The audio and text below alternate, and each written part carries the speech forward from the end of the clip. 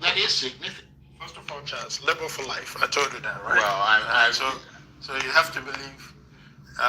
that's you. Labor for life. That's you. No. You're part of a dwindling population. We have 30 Federal House of Representative members. Yeah, but quite a number of your people have defected. 5 defected. We still have 30. That's a significant percentage. It's just about 10% of our. That is significant. 10% of our caucus is not significant. We still have 90% to do the work of the Labour Party, and then as well as in the Senate. Well, let me ask you this then. Have you now received the certified true copy of that Supreme Court judgment? If so, what does it say? Is Julius Abure in or out? Well, I have not personally seen the CTC copy. I'm sure almost every well-meaning stakeholder in Labour Party, all of them must be waiting to see the CTC of that. But going by what the Supreme Court, the audio of the Supreme Court decision is very clear. Very clear in the sense that Julius Abure was recognized by INEC through a court order, and the Supreme Court has set aside that determination of the trial court, and that determination of the court is now valid. That Julius Abure is no longer. But that's not the way he sees it. He says that the court may have set aside the judgment, but there is a context to it. The setting aside of the judgment was simply to say that the party has to make its own determination. And that's the point that he's making. And as far as he's concerned, he and his supporters don't accept your version. Even at that, Charles, if he's saying, like the court also said, that this is the determination of the party. The party tomorrow will meet in an extraordinary NEC meeting of the party here in Abuja, and we will look at all these issues and determine a way forward for the party with Julius Abure or not. Right. And Julius Abure was invited to this meeting. Yes, of course, he's invited. He was invited, just like I am invited to. And you're expecting that he will attend. That's I can't speak for him. Right. But if he attends tomorrow, or the critical stakeholders, the owners of the party, come tomorrow in this extraordinary meeting, then we will make a determination. Look at the party holistically, not just who becomes chairman, but look at the way forward for the party. I know that a lot of people are disappointed with Labour Party, the way that things have gone, and us not being able to have kept the party as the beacon of hope for many Nigerians who came out in mass to elect Labour Party. We won the presidential election until it was rigged against us. So now what we're going to do is... Well, a lot of people are saying, well, thank God you didn't get into... No, a lot of people are saying... I'm sure a lot of people are saying... Assuming No, Charles, I disagree. I think a lot of people are saying that thank God that we are taking responsibility for how we see our party, how we position for our party. Well, you don't have not just for the desirable opposition. Yeah, but you don't have much of a choice. Welcome. Greetings, everybody. Welcome. I apologize for running late. I had some last minute emergencies that came up. So Mokuna no verse from you. For those of you that were waiting patiently. I apologize. So here I am. I'm here now. Michael, welcome. Thank you so much, Michael. I really appreciate. You went through all that trouble. I don't take it for granted. Thank you so much. Ali, hi. How are you? Welcome. Greetings, everybody. I hope your Tuesday has been phenomenal. Mine has been, but just busy. But it's been really great. It's been a great day. So I want to touch on this really quickly, right? Hi, Nana. Is it Nana Henry? Welcome. This, I don't know about anybody else, but for me, I think that Julius Abure is being used by T-Pain. There's nothing anybody can tell me. They've already, remember that there were issues about rigging, fraud where he embezzled some money, right? Using his children, I think, and his wife and stuff like that. So there's that. And APC, if you join them, your sins are forgiven. So the assignment, allegedly, but really it's not, but it's, let me, for the heck of it, allegedly, right? Guess what? So in order for him to have those sins completely forgiven, so he doesn't have to deal with it again, this is what he needs to do. This is the role that he has been chosen to play, and he has to play it. You understand? For me, I'm not very confident in Labour Party. I am not at all. I don't have confidence in that party. There are just too many snitches in that party. And T-Pain has bought everybody that he needs to buy. Nana, thank you. I'm fine, thank you. I hope you're well too. You understand? T-Pain has put his money, he has bought so many people. There are infiltrators in every party in Nigeria, AAC, NMP, whichever one you want to name. They all have T-Pain people there to come in and destroy the party from within. Okay, so I don't know. I'm not putting my hope on LP at all. Matter of fact, I don't know about any election. I believe that the people, what can really save Nigeria is the citizens. It's not no party, not candidates, but the people. Okay, if you decided, okay, you want to move forward with election, you have to be ready from the bottom up. You have to be ready. You have to have people that are capable of snatching. You have to have people that are agbero, like that will show that they can match energy for energy at the grassroots level. You have to match energy at every level. We cannot go in, if you're thinking of election, you cannot go in the same way you went in 2022, 2023. It's not going to work. Okay, so for me, it is Nigerians that will deliver Nigeria, not no election will deliver Nigeria. I've been saying it here. I have been saying it. No election is going to, because guess what? The people that are going to come out as candidates, right? The people that are going to come out as candidates, they are only one person. It's only one person that will come out as a candidate, right? So even now, we don't even know who's going to come out. Who's going to be a presidential candidate? We don't know. To be honest, we don't know. Peter Obi has not really come out fully to declare. I know a lot of people are anticipating, oh, it's Peter Obi. I have a feeling that he might not be the candidate. I don't know. I could be wrong. This is just my own opinion on the matter. And I have said this before. I've said it before here that I don't know. Election 2027, I don't know. There are just too many things. They've bought everybody. Did you guys see where Wike took all the members of assembly from Rivers State to London? Wastes of resources. Wastes of resources. He carry all of them, go London. Please tell me, don't they have places in Rivers State where they can hold meeting? Why are they going? It's almost like going to the enemy's camp to go and hold a meeting. How many people from England, how many members of parliament from England do you see coming to Nigeria to come and do meeting? Not only Nigerians, the level of inferiority complex amongst your politicians, it's alarming. It really is disturbing. They have to fly all the way to London. God. Anyway, moving along. There's a lot to talk about. Did you guys see Ndume's interview on Arise? Did you guys see the interview? Matter of fact, let me pull it up so that we can listen to it together.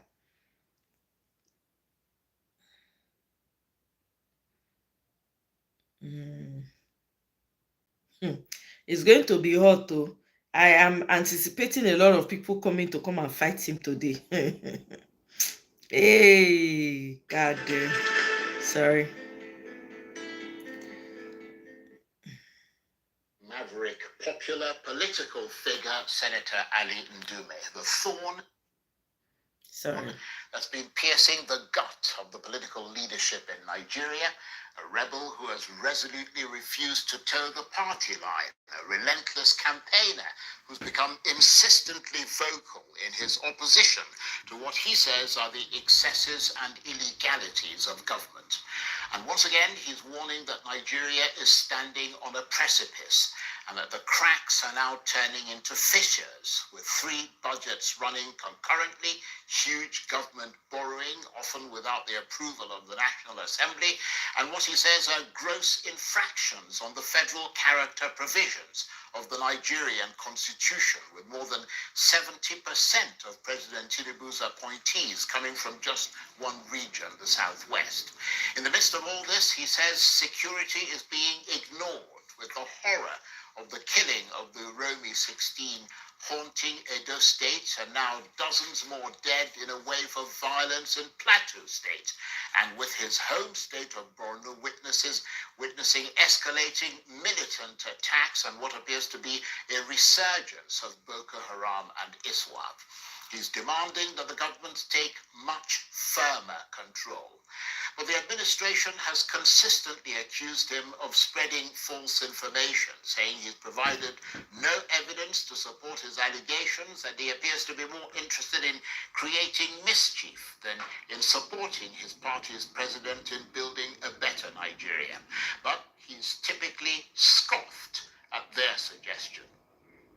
Been in a car accident? Here's exactly how to get every dollar you're owed. Sorry, guys. If you've been in a car accident in the last year. So what difference is his latest somber message likely to make, beyond creating more friction and disharmony with the government, his APC party, and his colleagues at the National Assembly? Well, for more on this, I'm joined now in the studio by the lawmaker they call Nigeria's unofficial one-man oversight mission, Senator Ali Ndume, the APC senator representing Borno South. Thank you very much indeed for coming in. Thank you, Charles. And welcome home, because I know you traveled. And I made it because of you, as usual. Well, I'm very, very glad that you did, because I would have been very worried. Welcome, Kenny. Frank, welcome. So I'm glad you're here. Let's start with what you've described as a very big infraction on the federal character constitutional provisions of this country. You say that more than 70% of the president's appointees are from his southwest region, and that he's effectively skewed his appointments in violation of the principle of federal character. Tell us more. Well, you have said it all. I don't think I have anything more to add than to say the figures are there. Somebody, the figures are there. You can look at the figures. I sent you one. I sent you figures. It's not that I'm just making accusations. And it's not that I'm saying, well, the president has no right to do that kind of thing. But there's a constitutional provision. Section 14.3 of the Constitution is very, very clear. When you look at it vis-a-vis the appointments made so far, and they are political appointments, if you are appointments that are professional, so to say, like you can't appoint somebody who is not a soldier to become the chief of army staff, or you can't appoint somebody that is not a police to be the IG of police, and you can't appoint such persons once they don't get suit, they are not qualified. But then, when you come to look at political appointments, the Constitution is very clear, and it's because to avoid such infractions that the Constitution Section 14.3 clearly states that appointments, especially political appointments, should reflect the federal character. And that is not the case here. And all I'm saying is to call the attention of Mr. President to such infractions so that it can be corrected. Otherwise, these things can boomerang at a certain period of time. It's not. And I know, as you rightly said, people look at me as somebody that is critical of the government. I have the right to do that in the first place. And in fact, that's why I'm in the National Assembly in the first place. Collectively, we are supposed to oversight the acts of Mr. President and point out some of these irregularities. That is what we swore to do. It's not personal. I think I have better personal relationship with most of these people that are talking about Tinubu. And I can say in the North, if you count, not up to 5 people that have close relationship with Mr. President, Ndume is one of them. But that does not stop me from speaking the truth and have obligation to do that, especially when all of us know that at the end of it all, each one of us will stand before God, and God will ask him to account for what he is responsible for. You understand? And that's why I'm saying this. And besides, we are all in this government. What will we tell our people? When you have these figures out, it's already viral, it's already in circulation. But you know what? From now, after this interview, those attack dogs or MAGA dogs will start attacking Ndume, not the message. And that's why we always get it right. It is not about Ndume or me being a senator. As a Nigerian, I have the right to voice out all these things. Not only that, I have the right to even protest. I have the right. That is guaranteed by the Constitution. But from tomorrow, those so-called Tinubu boys or people will start attacking Ndume. Oh, he's a frustrated person. But I mean, the facts are there, though, aren't they? Yeah, the facts are there. These are the facts. I brought it here so that you can see it. I sent it to you. These are facts. And I'm not the one that created it. These are facts extracted from what is going on there. But is it the generality of his appointments, or is it the more sort of juicier jobs? No. It's not about juicier jobs. It's about spread. It's about equity. It's about justice. You understand? And look, the coming of Mr. President is based on justice, equity, and fairness. And it is expected that he will continue in that direction to ensure fairness. You mean because he came from the South? Yeah. Yeah. That is one. But he saw as a president to be fair, equitable, and justful. That is what the president saw to be. But that is not what is being reflected in the events, whether he knows it or he doesn't know. That's why I called on his attention to look at these things so that he can do something about it. I just won $60,000 Commercial for my break. car crash Sorry, from an guys. app from my- That is the issue. And now I'm also begging or calling those attack dogs out there to please address the issues Rather than Senator Ndume, address the message, because I know now those attack dogs who cannot, I repeat, defend the president when the chips are down. Why I'm saying chips are down, most of them, go and check them. I did my research too. I'll come up with the figures. Almost 60 or 70% of them are half Nigerians. You know why? I accuse you of one time who've been. Don't even go there. Do not go there. Okay, I will not go there because of please. you. But it's true, most of the appointees, check around, I'll come up with the figures. Most of them are people that have double citizenship. Dual citizens. Dual citizens. Right. Well, it's not illegal to be a dual I'm not saying it's illegal, Right. but all I'm saying is those type of people cannot give the country 100% because they are not 100% Exactly. Nigerians. Exactly. I disagree with you. Okay. On that score. I mean, any other thing. Because you are one of them, anyway. I told you not to go there. Now you've gone there. Okay. But the point is that, no.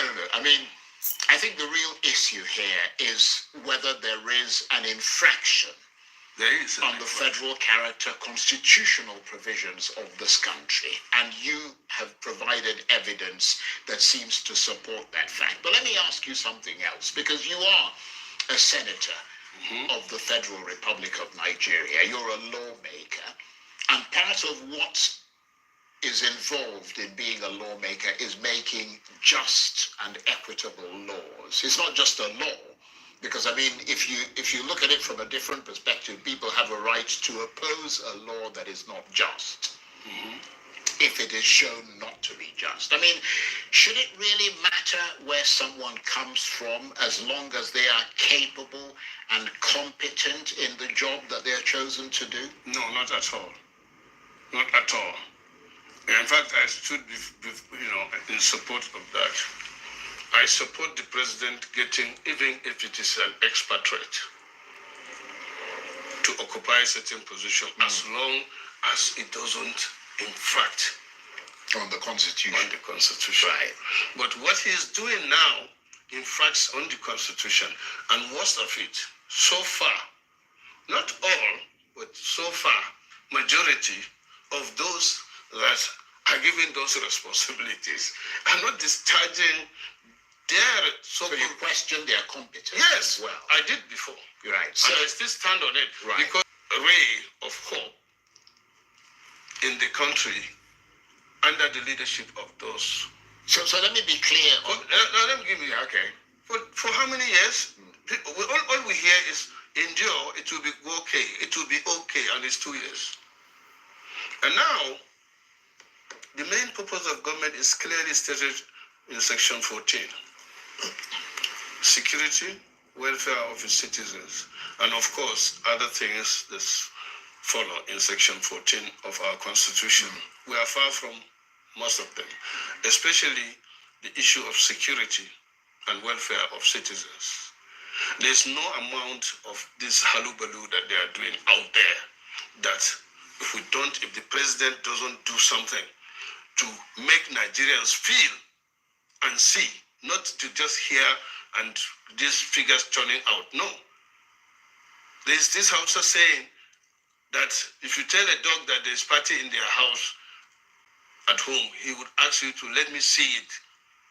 And that means let him see that the party is going on by maybe getting bones or the meat or something. But when you say things are all right, and Nigerians are still out there yearning that things are tough, and you know things are tough. You yourself know that. Well, let's turn to that issue that you've now raised, which is the very, the issue of insecurity in the country. I mean, you mentioned, I was going to go to the issue of borrowing, but we're going to come to that in a minute, because you brought up the issue of security.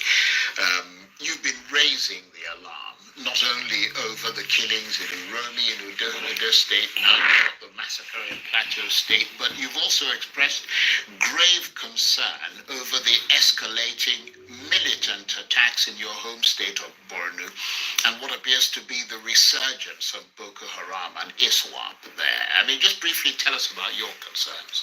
Well, just day before yesterday, a captain was killed. Hey, did you know that SMUD is now paying Sacramento homeowners Can you welcome, $1,000 upfront? But I see you. And a corporal in my local government in a town or village called Isgay that have been resilient. They have a plateau there, and they have a battalion nearby. The Boko Haram came, killed the captain, but for the resilience of the people and the soldiers there, we lost 2. In Goshe, a local government, it's another village, in the last 5 days or so, also the Boko Haram attacked them from Amuda and killed 3 soldiers. In Wajirko recently, there's what they call FOB, Front Operation Base, was attacked and we lost 4 soldiers. That time too, Urgo, which is not in my local government, but it's in Borno State, was also attacked. Severally in other areas. Even yesterday also in Kebbi, there's a case of Nakura killing about 12 people or so. I read it somewhere. There's this killing in Plateau again. Well, this part of insecurity, there was a killing in, that of IPOP, isolated, killings in the southeast is still going on. And I mean, you can see that Nigeria's security challenge is still there. In fact, when it goes down a little bit, it goes up again. And as I said, the main purpose of government is security, whatever you do in this country. It must be very worrying. So worry you from Borno State that I mean, every time we're told that Boko Haram and ISWAP have essentially been contained, if not neutralized. But what we're seeing are these bursts of sporadic energy from them that seems to suggest that they're nowhere near being defeated. No, not especially in Borno or Bay State. what we call the Bay State is Borno, Adamawa, and Yobe.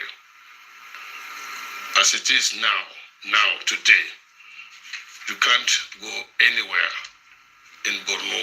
You can't travel anywhere in Borno after 5 o'clock till morning 8. Wow.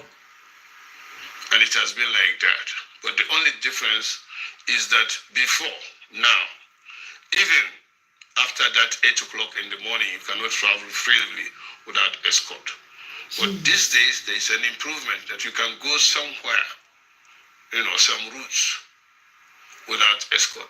But as I'm telling you now, some of the routes, especially from Maiduguri to Damboa, that you can you can reach there in 2 hours. You have now to at least travel 8 hours. In fact, that road that we used to take under escort, that is from Maiduguri to Damboa, then to Biu, is completely closed now because we have been losing lives there. And coupled with the fact that even the citizens are complacent, and then the security challenge is so much. We have been losing soldiers, we have been losing people. So why do you think things have got worse then? It's not that things have gotten worse, but are still lingering. You can't say, right. Yeah, it's not that it has gotten so worse. So there's a bit of a stalemate. Yes, that is it. Right. I think that's the correct word to use. There's a kind of stalemate. The Nigerian army are doing their best. Losing your job is hard enough, but being wrongfully terminated because of discrimination. Why harassment, not or empower the that's unacceptable. citizens I with tools? That's my own problem. Why not empower the citizens with tools? If there's a stalemate, you see, you are a whole senator of a Federal Republic of Nigeria. You are crying about insecurity in your home state. You go out at 8, by 5 you need to be home. You cannot leave your house after 5. Is that not insane?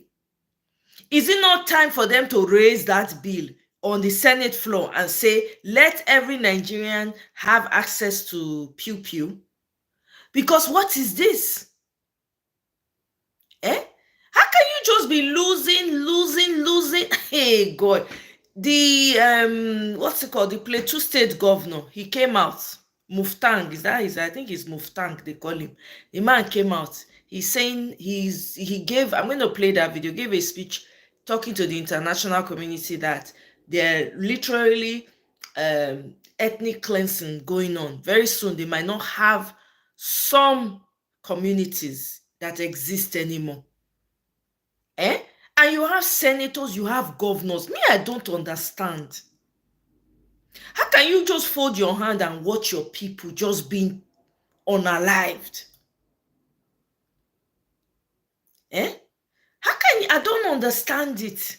I was listening to somebody's take recently. I can't remember which one now. And the person was saying that their opinion is that maybe those terrorists, they have a lot of superior weapons, right? And they are trying to be careful so that they don't just go all out and just cause mayhem. I'm like, but they're already going all out and causing mayhem. Our security agencies, they know where these people are. It's not like they don't know. How about setting a trap for them? I don't understand. They get that thing when they throw. I don't want to use all mouth talk. When you throw, everywhere go your turn to smoke and flame. They not get that one.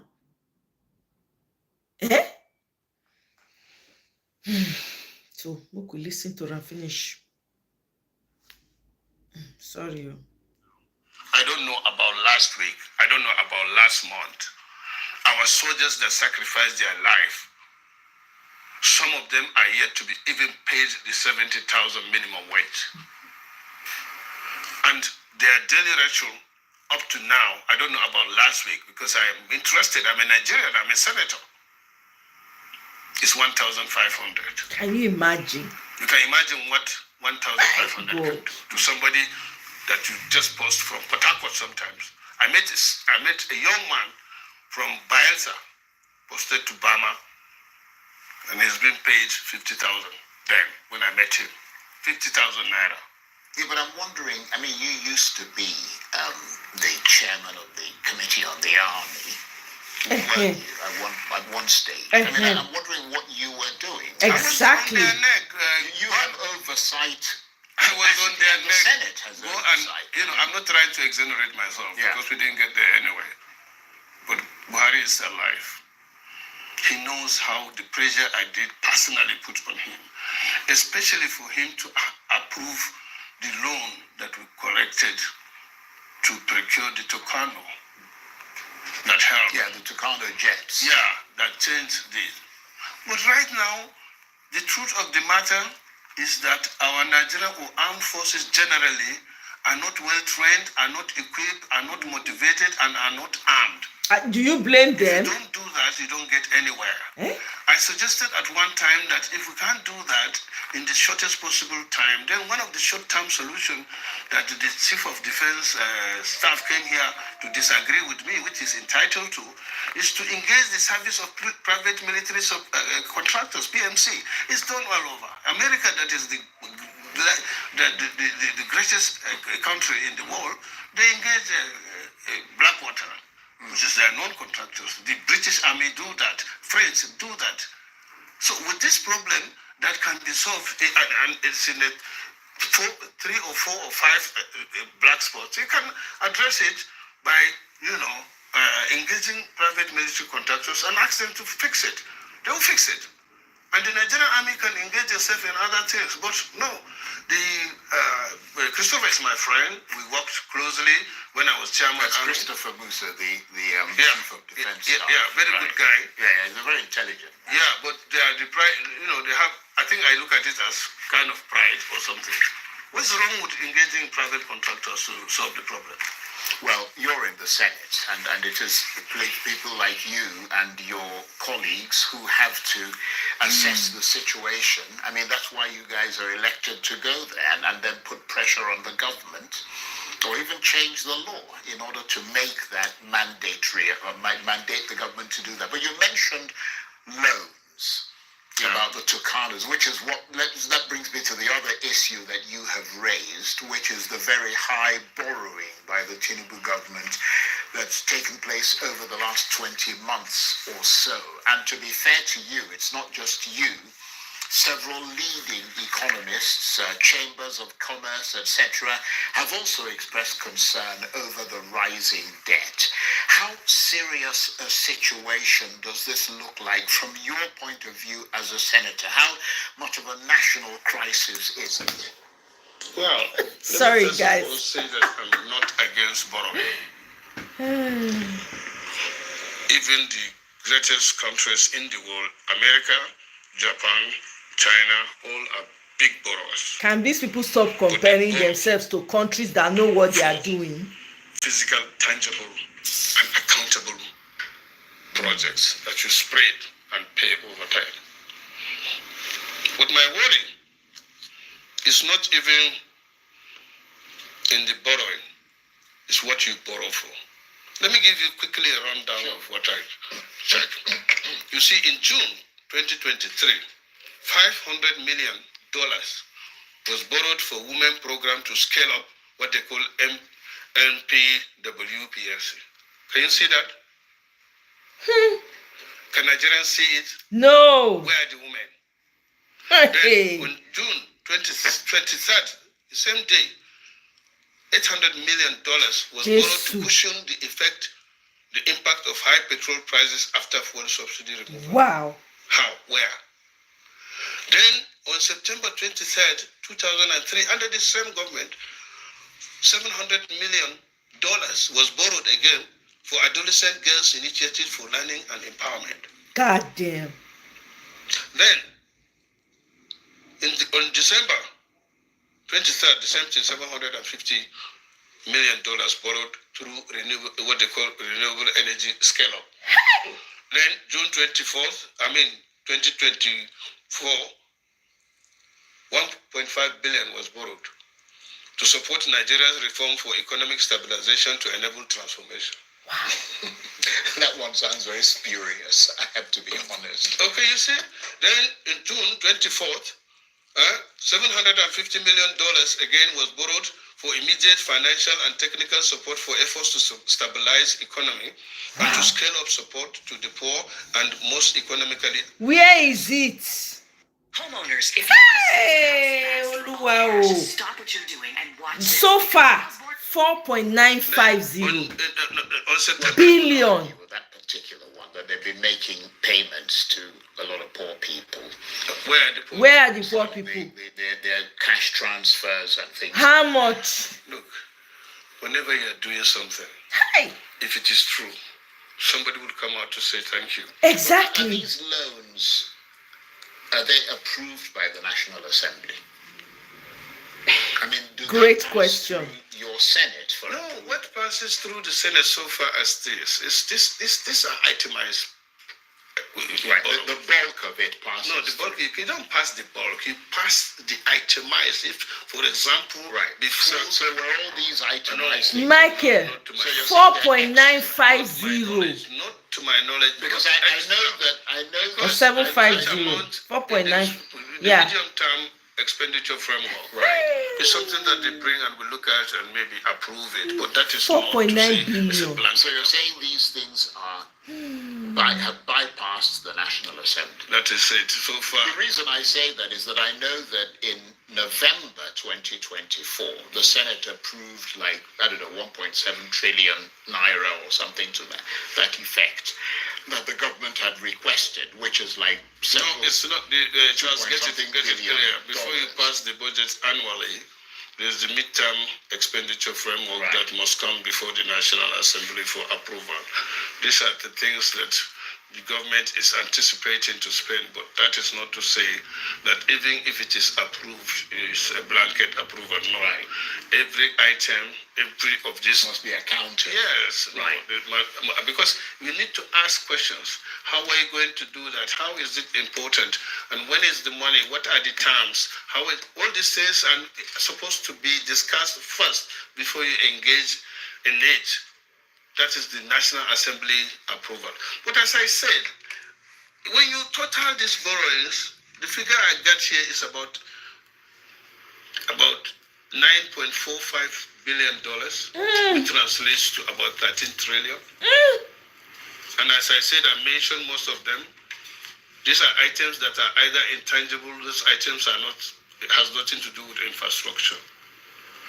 I would have supported, for example, that the country is borrowing even more than that to build our infrastructures, Exactly. to build railway, Right. to build our. But you're roads. saying that these things that you're mentioning, Yes. they're not tangible things. They are not that you can tangible hold things on. that you can hold on to, Right. and these are things that you will pay in the next 40, 50 years. Yeah. That time we are going, God. our children will. Are you going to tell my child? Am I going to tell my child or grandchildren that we borrow 700 million and we are paying in 20, 30 years for adolescent girls initiative? Yeah, but you have to remember something, and that is the fact that human capital is an essential, in fact, probably some would argue the most essential part of development. That That's if you right. don't develop human capital, But let me tell you. then you're not actually going to go anywhere. Nigeria, fortunately, have enough human capital that we need to tap in. Remember, Charles, including yourself, you only don't provide service in Nigeria, but you also. You're always pointing me. I don't understand. No, but you are the closest person to me. You are serving Nigeria as one of the best journalists, and because of your performance, you are Psych. BBC, isn't it? Psych, he's not one of the best. I beg to differ. I'm sorry. We have the human capital or human resources, so to say. It's just to harness it. Let me ask you this. Do you believe that you are acting in accordance with your best principles as a senator and a member of the ruling party by these whistleblowing actions that you're taking, and that you are preserving the rule of law in Nigeria? Yeah, right. But let me correct that. You see, I'm a bona fide member of APC.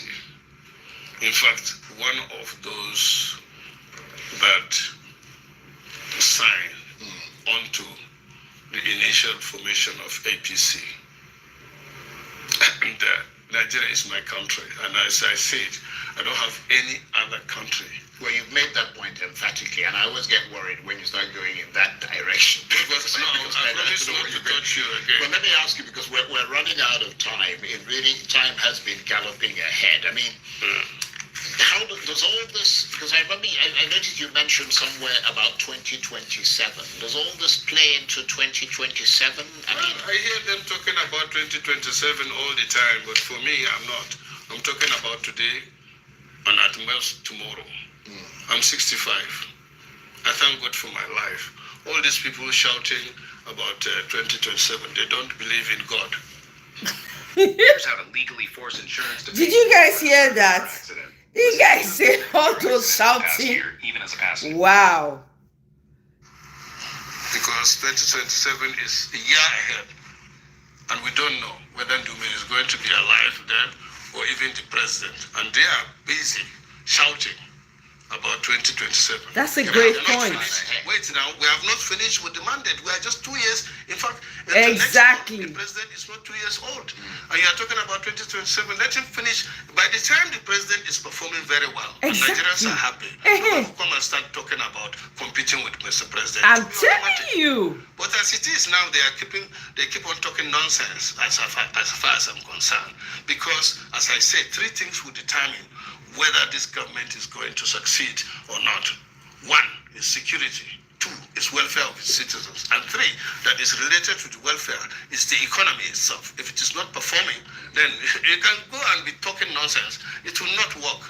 Let me ask you a final question. Why does it appear to be only you, of the many senators in the National Assembly, including members of the opposition, who draws attention to these alleged excesses? Does that suggest that all the others are complicit in these violations? Yeah.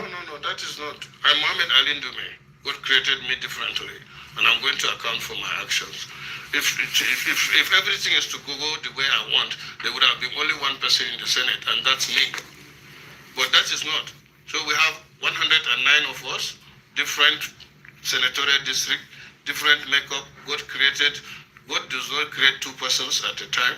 So I cannot speak, and I cannot say my colleagues, but let me tell you, I have the support of the people, including my colleagues. The only difference is that they can't come out and take the bullet the way They don't have the guts. They don't have the guts. But they're always thinking that something will come. No, not me. On that note, I have to say that the intrepid... How can you not have the guts and you are a senator? Please, can somebody help me understand? How can you not have the guts to speak, to challenge spending? Look at how much you're spending. You don't have the guts, but yet you want to be in the National Assembly. That's quite telling. That is quite telling. I don't know, this guy, for me, they are all the same.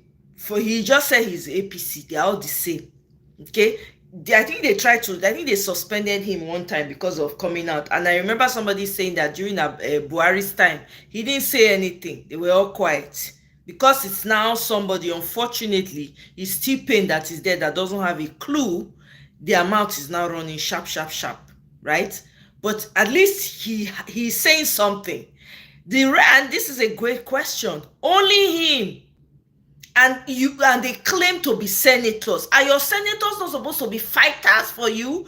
Fighting for their senatorial district to make sure that they do something? Anyway. Nigeria no kuku. There's no government in Nigeria. I don't even know why I'm even bothering to reason. These people don't reason. You know, concern them. They don't care. They don't care. They don't care at all. So it's wild. Look at it. Borno State Governor Baba Gana Zulum has lamented the resurgence of Boko Haram in the state, saying the recent renewed attacks are an indication that the government is losing ground. It's getting worse. In Plateau State, bandits have taken over 64 communities. Governor Muftwang. Oh, boss one. Oh, Nigeria. Let me play one video for now. This one, Governor Muftwang of Plateau. He was blowing hot. I don't know. I play this one for now. A short video. What has happened on the plateau is not a clash between farmers and herders. Please hear me and hear me well. What has been happening is genocide, and I want the international community to note it. We think we know those behind it. We are coming after them. Already a number of arrests have been made, and we know that those arrested are only agents of the masterminds behind these attacks. And we know that there are powerful forces behind them. By the grace of God, we will not only expose them, we will break their ranks. Break their ranks, not be say we will not only expose, break their, is it not overdue? Time is overdue. How many people you've literally lost community? Oh my goodness.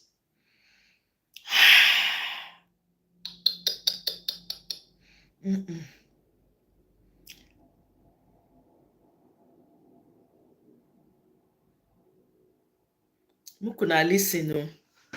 Sid, welcome, oh. Welcome. That's true. You're right, Michael. Probably get multi-million houses for Dubai, UK, US. They don't settle their children. Their children know they ever they satisfied. The kind level of greed when their children get not be here. I wonder if this guy joined in singing on your mandate. Of course he go. mad date. I'm sure they do. Don't mind them. Didn't they approve the loan? You see, he avoided the question. Charles, they asked and say, you guys approve the loans. Is it not the Senate? He no answer that question. He used style, corner dodge the question. Now then they approve the loan. Zulum has no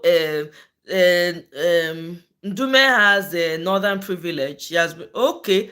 Oh my God, since 1999. My goodness. That is wild.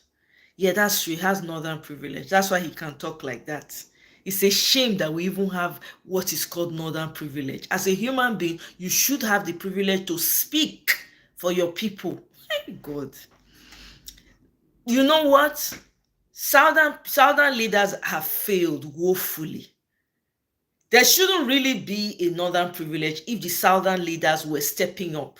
If the southern leaders were not taking money behind the scenes from the terrorists that are unaliving people.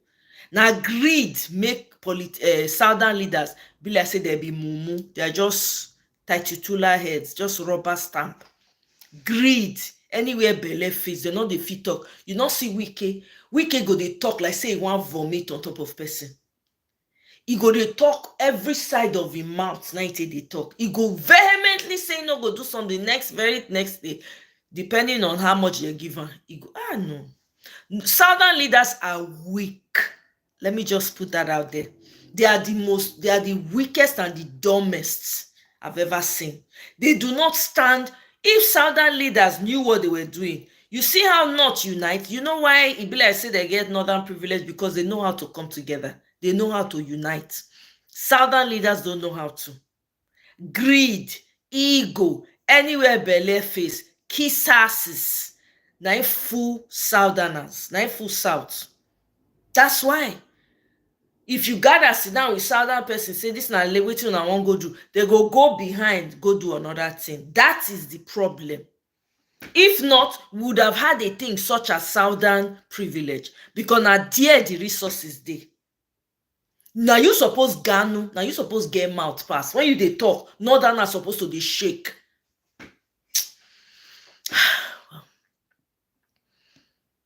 Zulum is talking, not be his father, be vice president. VP they don't render VP, they don't make a turn out to ice cream man. The man know they don't give him much to do. Something is brewing. Okay. Federal allocation always come from Abuja for them to steal as governor. So to hell with their own communities. Can you imagine? Who are those powerful forces? Talk is cheap. Exactly. See it. When I heard it, I was like, talk. They've wiped out villages. You are still talking. You know those. Name them. Name them. Make we know. Eh? The Boko Haram sponsor is VP Shetima. Exactly. Eh? Welcome, my brother. Welcome. Eh? Hey, Mr. Ganwalele, welcome. Oh. When Buhari was messing up, Southern leaders kept quiet. Weak. I'm telling you, punkers. Southern leaders are weak. They are, I don't want to use the B word. They are bees. I'm sorry. Southern leaders are weak. Anywhere belle face. Anywhere belle face. They cannot stand in one place and talk with their full chest. They can't. Because they've collected money from these Fulani people. They've collected money. Some of them have cows. They have ranches. They've even the pastors, some of your pastors have collected money from Fulanis. They cannot talk. If they talk, they will lose their privileges. Adeboye's son went to do contract. Till today, on that money, vroom, nobody talk. Southern leaders are the problem of the South. We have weak, they are the ones selling us out. Greedy carpet beggars, gluttons, evil, demonic entities. They've gone to dine. When they go and dine with them, finish, they're not fit talk. How can how can one side of the country just hold you captive? It doesn't make sense. Look at what Wike is doing. Wike is not bothered that a sole administrator has been put in his state. He'd rather have that than have his own southern brother remain. No. Southern leaders are bitches. I'm sorry. They are. Devoid of power. Look at the one in Edo State. Your people are being unalived. Awuchi, Benin, some parts of Benin. Is it Orion or somewhere like that? Other parts of the state, you no reach there. You manage reach one place. You run. Before you even go visit the people, your people gone. When the thing affect, you don't run, go Kano. That tells you all you need to know about Southern leaders. Bitches.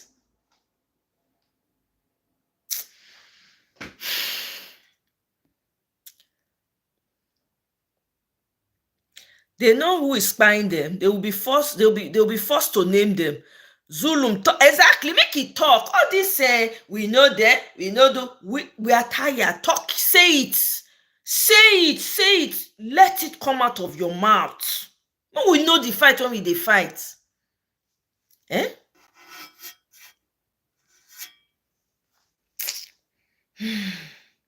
me play this video for you guys. And the spiritual angle of the cult, I didn't know about, and I wasn't ready for. So one day, I was in the company of about 200 people, and I was their singer. No microphones. About 250 people. No microphone. And time was somewhere between 1 and 2 in the morning. A.M. And it was in the bush somewhere. Was this when you were in the cult? In the cult? Okay. Yes. And I was singing. And I had to be loud enough and commanding enough for everyone to hear me. And we were going on a voyage. So someone had a coffin on his head. Some people had a coffin on their head. Some carried the red lamp, Atuba, danger. And we were on a procession. And I was leading in songs. I was singing. And the convoy was to my right. But from the left, someone spoke into my ears and said, "You don't belong here." So I was startled. But I couldn't stop singing. I kept singing. But there was nobody there. I kept singing. They call it moving the deck.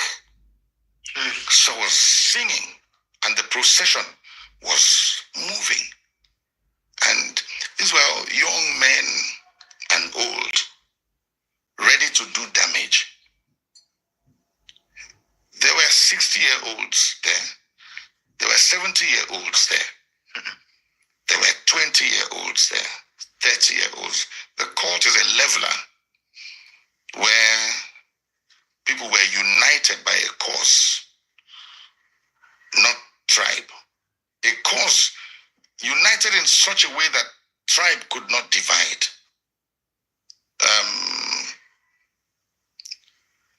Other society, class could not divide. The rich and the poor, and people from all tribes were united, fervently pursuing a cause. So it was beyond university students. No, excuse me. The cult has very little to do with the university students. But anyways, as we moved on that procession, I heard that voice again. This time it was clearer. It said, "You don't belong here." But even though I continued till the end of the session, It had made a mark. yeah, I could not unhear what I heard. And it remained with me until the events that followed. Going for a hit, someone, shedding blood, going underground, on the run from the police, on the run from other cults.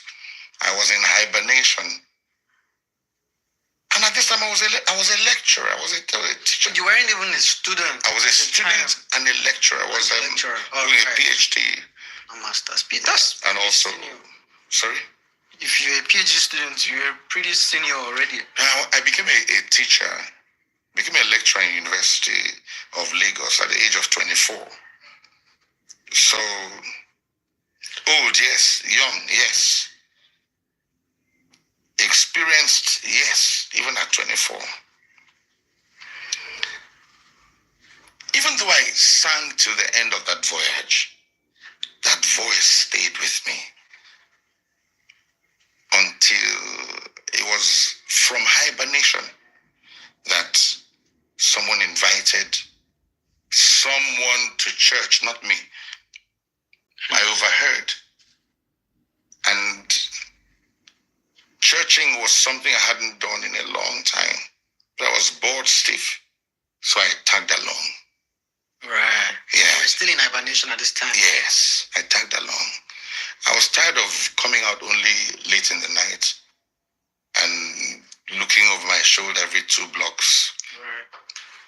And so I decided to go with them to church. What I saw in church was intriguing. Wow, that is so well, So, the weird thing, I saw this video, right? This guy, if my memory serves me right, this guy went to Epoma. This guy's name was very hot at that time. His name is Buchi. He's the super, they say, listen to the super talented, I don't know, Buchi Atwong. It's weird, but I saw it, I was like, where? I've seen this, I don't know where, because he was like known. Everybody used to run. People knew him for these things that he was doing. Apparently, the length of the video goes, and he says there are many leaders, right, that are part of the cult.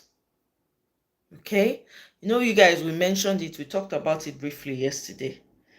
This guy was feared, and I remember there was a rumor at that time that he now became Christian and stuff like that. So when I saw, I was like, this person sounds familiar. So based on what we discussed yesterday, that's why I came to play this video and the commentary on the video itself. There are lots of most of your politicians, most of your elites, most of your what's it called, all the top people, when you assume, they are all part of this BS. They are part of it. They are the ones who even fund it. Okay? So, now make me play the video. Not be say it is relevant to what we talk about today.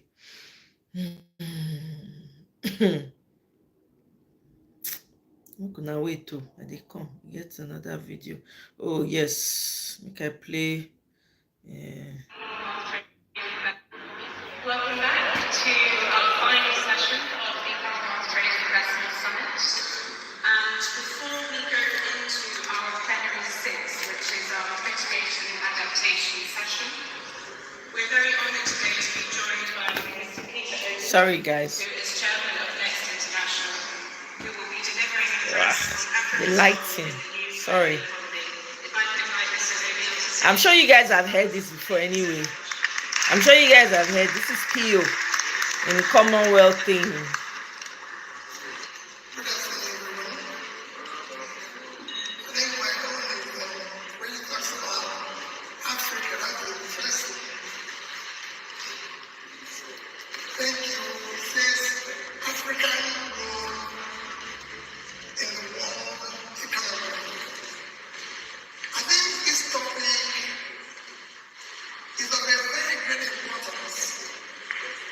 Considering the vast opportunities in Africa, which, if we're harnessed, will contribute immensely, not just to the Commonwealth, but globally.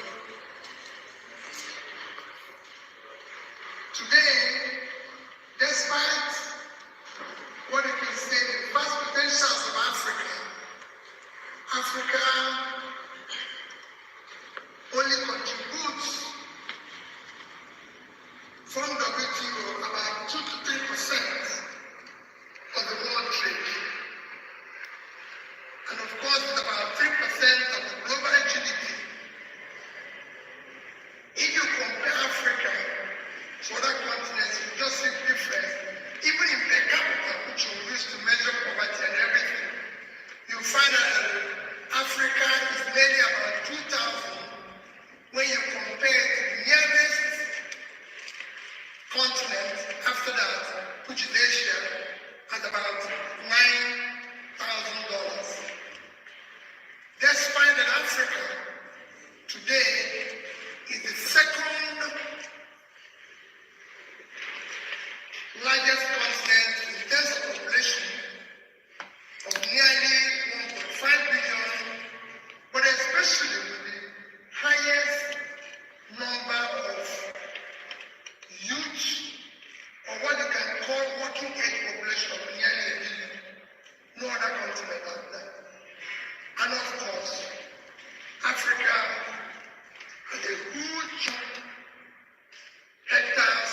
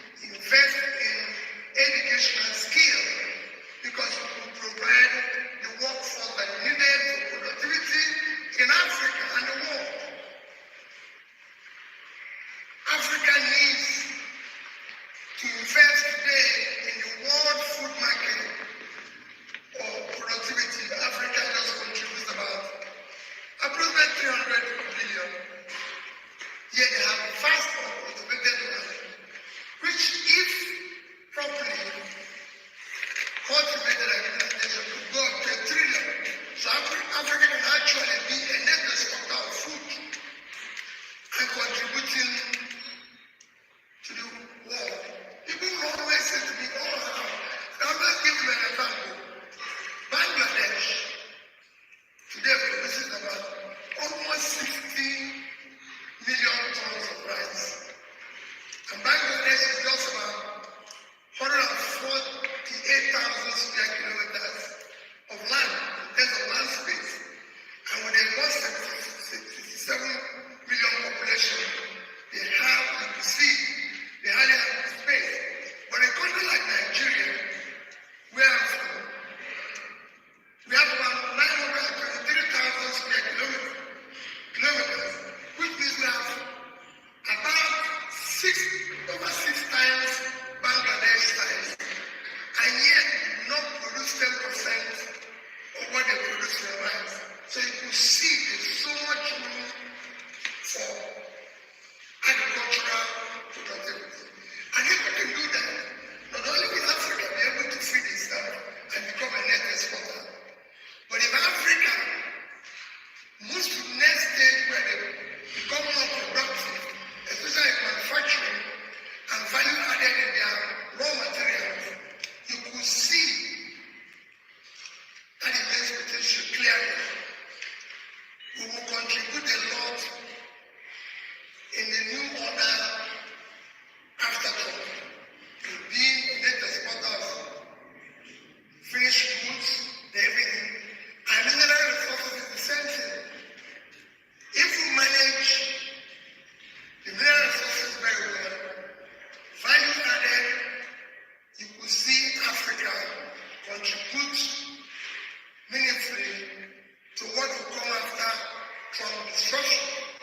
So basically, Africa is positioned in what I can call the new order to become a place that will transform and contribute to the world in terms of global growth, global market supply, and everything. But the first thing, it needs to invest in critical areas of development, which is education, health, invest in pulling people out of poverty, which you can find using the money. So that's my little contribution this afternoon. Thank you. I know that most of you would like to hear PO, you know. So now make me bring and come to play. But my own be say, may they not come they play election, like say, na so it go be. This I don't know. For me, I don't really put mind for the thing, but make it not be like say, see the video and not come bring and come from and make me call talk. Come play and for now. We've heard everything that PO. Oh, sorry, it's getting dark here. We've heard everything that PO is saying. Not be today. We start to the hear. PO has been singing the same songs for God knows how long. Okay, he's been very consistent. Always consistent. All that he's saying now, he has said it before 1,000,000 times over. So nobody can claim to say they have not heard it before. You understand? So that's a great thing, right? Because the man has remained what? Consistent. Always consistent, selling Africa as best as he can to the world, telling them this is what we need as Africans. We need to be able to produce. We have a vibrant generation of young, very young and talented people. Even the ones back home that are not talented, it just requires training. It requires training and mass training that it will be compulsory for the people. By the time people go through circles of training, they don't have a choice. They will improve. They too, they will see the improvement in their own lives and will want to do more. Anyway, I have one more video. I'm going to play this video. I got to shut my door because let me see. Mukuna Mona listen to waiting River State waiting sorry, Mona no verse. The man, waiting be the man name. Dr. Abati again, we're in the same wavelength. That's actually the calculated attempt I was talking about. 1 second, I'm trying to get his name. Abati What again, be this we're in guy the same name? wavelength. Yes. Okay. All right. Dr. Abati again, Mona we're in the listen. same wavelength. That's actually the calculated attempt I was talking about. Madam Luke, welcome. To extend it, they want to even incite problem before the end of this 6 months, as it were.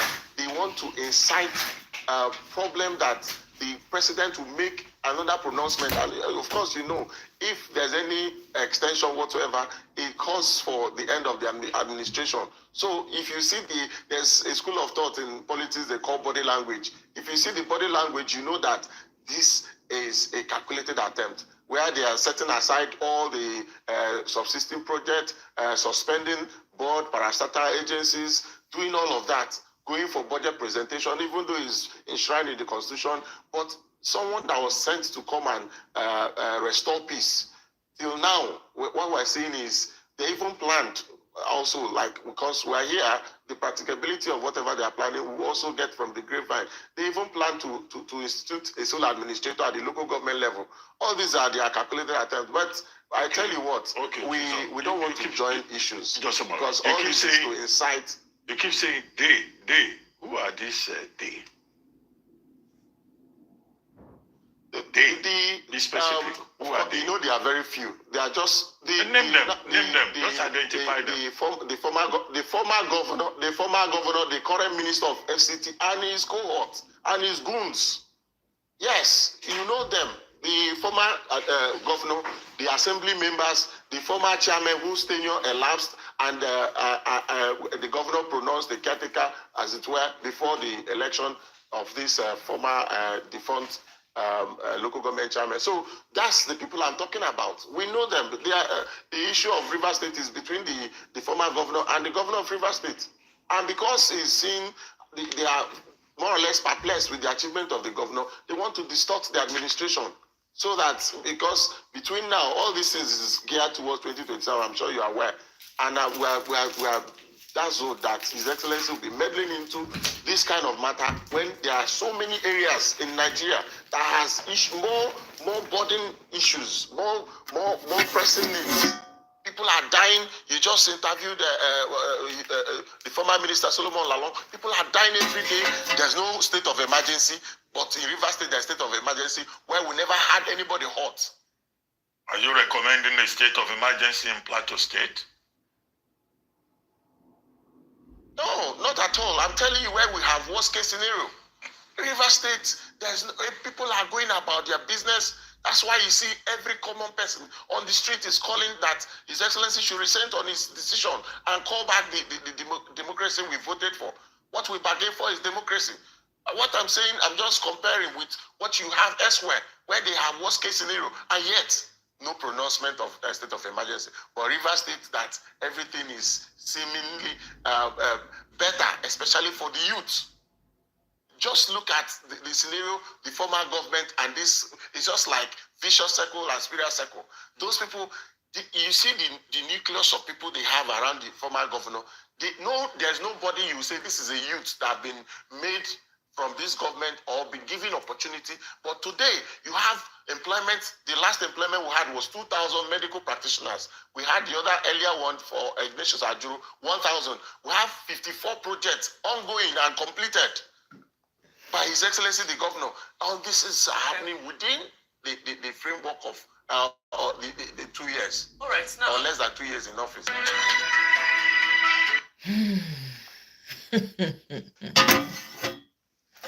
I have a question for you guys. Yeah? What do you guys think? I know this is a rhetoric question, but I just want to get idea. I just want to read from you guys. What do you guys think? What do you guys think needs to be done to get Nigeria back from the hands of these people? I kind of know some of the answers, but I want to hear from you guys. What do you guys think? Before we proceed to gist, and by the way, as we are talking about this, Whatever gist you want us to gist, throw it in. Let us know. But which one I think?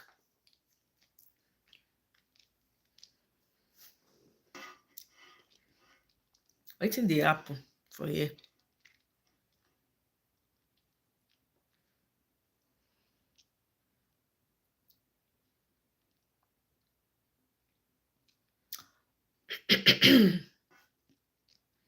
Oh, Madam Luke says she's munching on some chocolate cookies. Wow. I went to get some mini chocolates myself. Okay. Guy Wanlele say cult in high places is a common thing. You'll be invited in some meetings and asked you to join them. Look at Akpabio and Co, T-Pain and Co, menu, drinking the liquid of human sleep. Are you serious? Guy Wanlele, wait oh. And then you side eye look you. Guy Wanlele. What don't we know? Eh?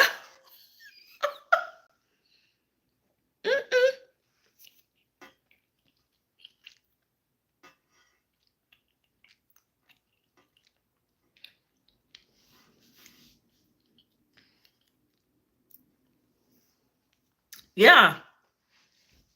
PO is selling Africa potentially.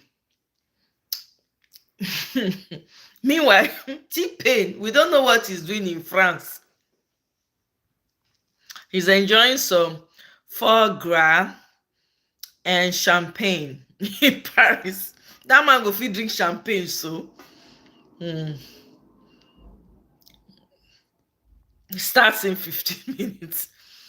As he sips the champagne, the use Agbero go say, now statistics we go chop while he uses fake statistics to pretend he's doing well. Just petty thief.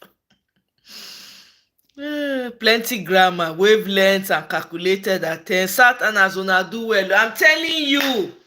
Meanwhile, now they read book pass. Now they suppose smart pass intellectually. Now get resources pass. Without una, the other side go literally no go get access to certain things, even though their own side too they blessed. But I never see weak southern government. Oh my God. All the leaders in the south, all, no exception. I'm sorry. Not one exception. See wetin happen with VAR. When I hear wetin the latest one, VAR come out, they dispute the votes when they take winner, when they give am 67. I don't know what Mr. VAR was thinking. I really don't know. I don't want to go hard on him because I dey pity for him. I think he was a miscalculated judgment. He just miscalculated on all. I don't know who advised him, and he was very stubborn about it too. Because I remember he came on Space and people were asking him questions. After some while, he even locked his comment section so that people could not comment. You know? So I don't know who advised him to go and join APC. It was ill-advised. It did not make any sense. For someone that was that close, I don't know what the whole point was. I hear that he's disputing the numbers that they gave him.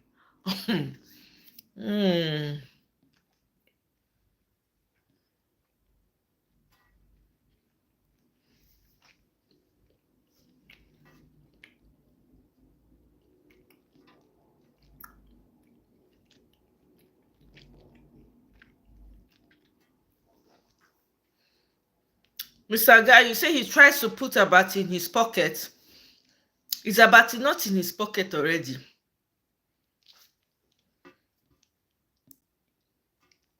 Yes, there should be a state of emergency, or Nigeria should be declared a nation of emergency.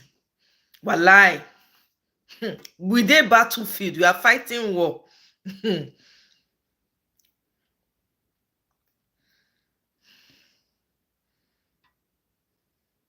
Red Bull not good though. Mona not drink Red Bull, I beg. Red Bull not good for body. I beg.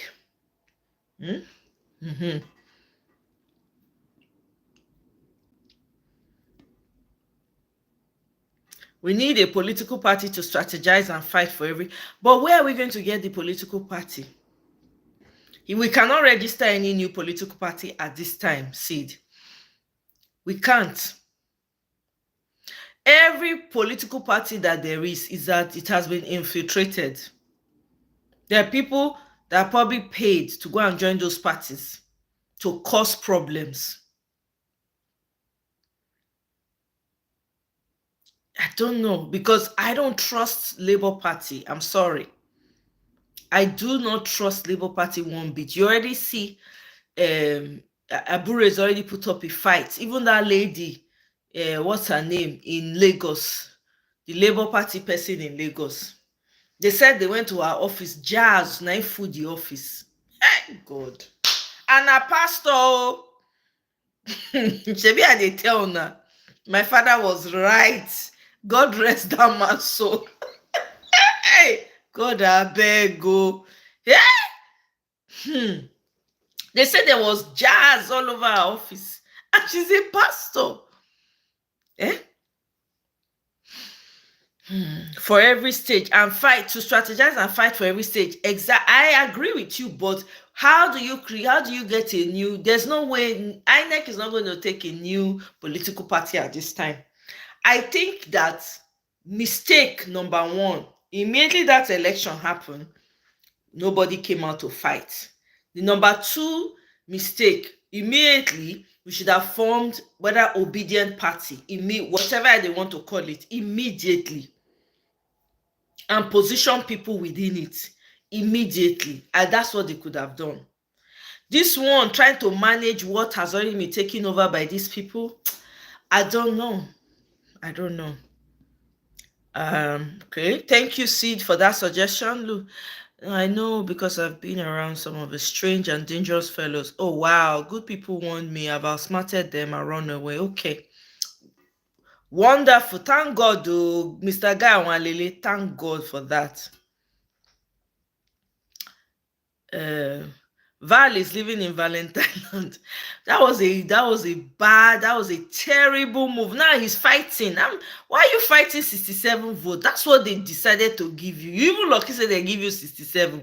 What if they tell you say nobody vote for you? You get what you will do. I don't know where you won't carry a matter go. More fire. What are you doing on a space with Nigerians now? If you don't like, is it by force to like us? It's not by force now. Go to the comment section of people you like. Okay? Nigerians are the greatest human beings. And we like ourselves. It's okay if you don't like. If you like, no add, no remove. So shift. Take your comment, go somewhere else. Val is the fastest drop we have seen ever. I dey pity for the guy, but at the same time, I'm like, I don't know who advised him. That was a very dumb move, man. You know? Do you guys maybe think it's strategic? Do you think that maybe let me not say, I don't know.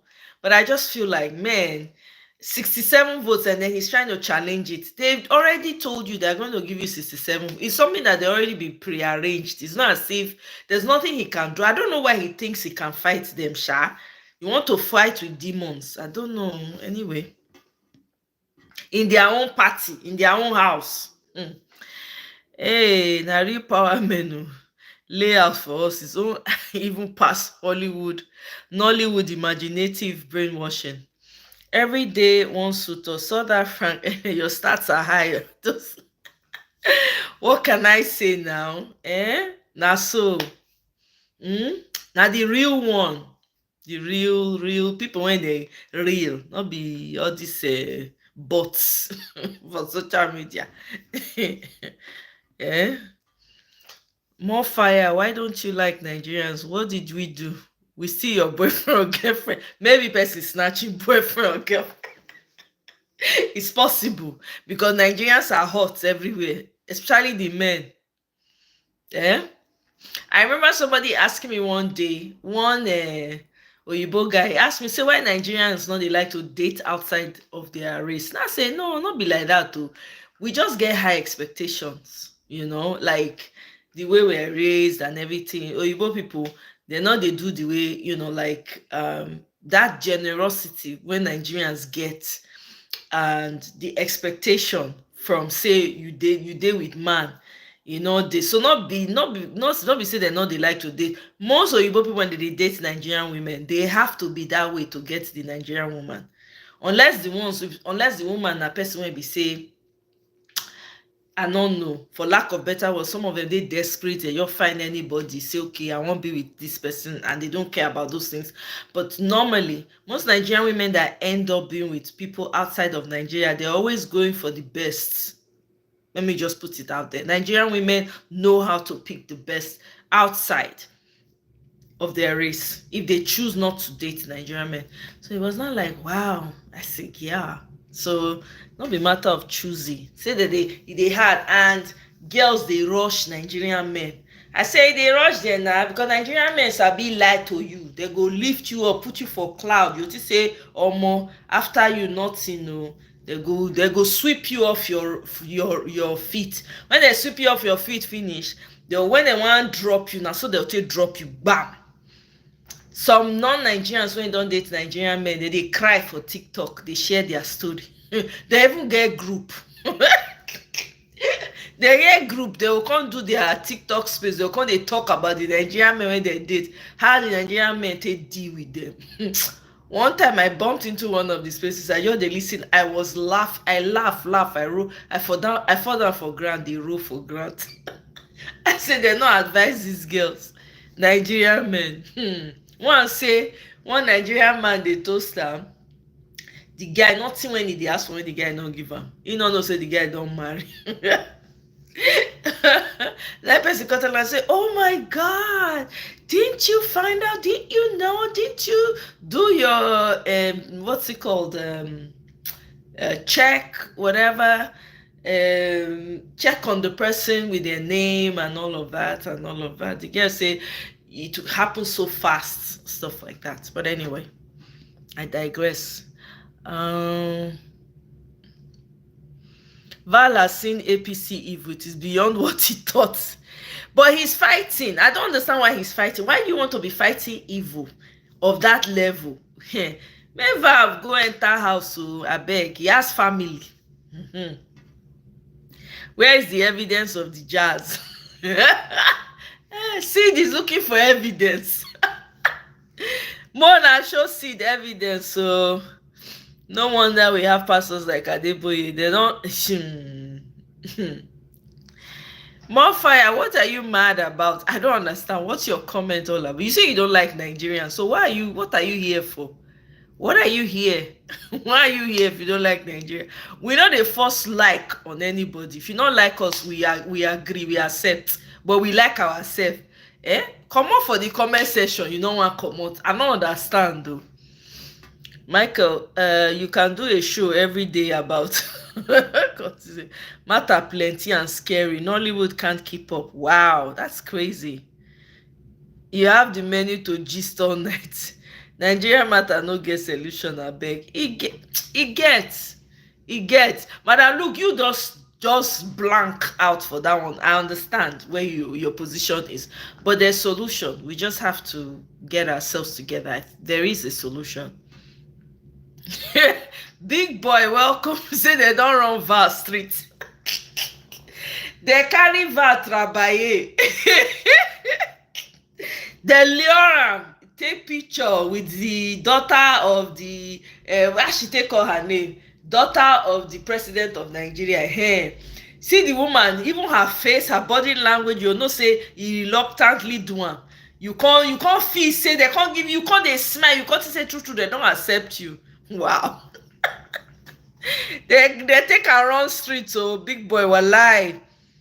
There was jazz. Yeah, there was jazz in the Lagos office. I'm telling you, they found jazz in her office, and she's a pastor. She's a pastor.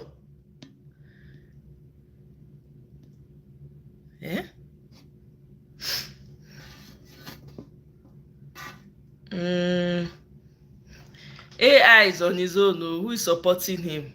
Who is AI? Do you mean Aso Ighodalo? Aso Ighodalo should go and keep his money. All that money when they carry, go take. Honestly, it's a waste of time.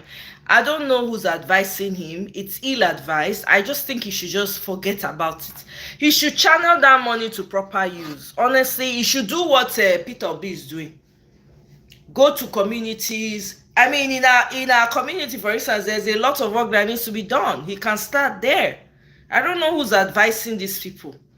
Yeah? All the money is going to be wasting on lawyers, going to court, and all of that. Anyway, who am I in the grand scheme of things? They don't listen to people like us. Yep, there was jazz in the Lagos office.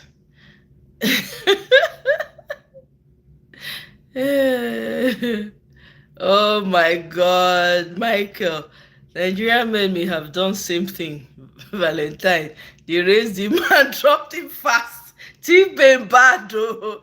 T-Pain carry VAR trabaye. He run am streets. According to Big Boy, he run am streets.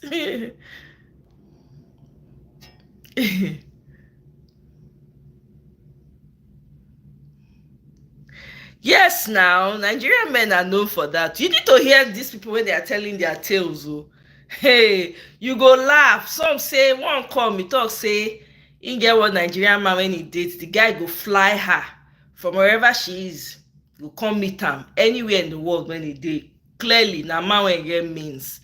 Whether na one of these politicians who know, he say the guy get money well well. So say even the guy, the where he dey stay for Abuja, na very highbrow area and all of that. The guy dey fly her anywhere in the world, go fly am, right? Very romantic guy. Guess what? When the guy dump am, he drop am from the level when it was. So because of that, they say her taste for men can increase. So she can't. Anybody when she meet, she know they feel, they close to the guy, because of the kind of treatment when she get from this Nigerian guy. She really thought that something, but came to find out that the man get family already and all of that. So I never know it dey happen. Naija people, you say when you say na Nigerian men go all over the world. Even if when they want to marry, they can't go find one silent Nigerian girl somewhere. Even after they don't marry, go outside, go marry. When they don't deal with the left, right, center, they'll come to find another Nigerian woman to marry. I said, now wow. Yeah, so we like ourselves. So forget say with the banter, we like ourselves. To be honest, I cry for Frank in the blink of an eye. He will end up in that. Oh my God, guy, yo. That woman actually helped secure votes in Lagos. She fought for it at the collation center. If everybody fought like that, PO votes would have been secured. That is true. I have to give her to her. That is true. That is very true. She did fight. Those fake pastors are the worst. People should fear them. Even among Muslims, there's current Sufi that does jazz. A lot of them do jazz. I mean, which one? I think there was one. I think it's one of Pastor Adeboye's. I don't know if he works closely with Adeboye or something, or Adeboye's son. I can't remember the story. So allegedly, I don't know, but they caught the person in a babalawo's place. They saw him. I think they saw the Babalawo's son or something like that. So, they saw him, and then they now tried to silence the guy. They now gave him money. I don't know. I think they gave him money or something.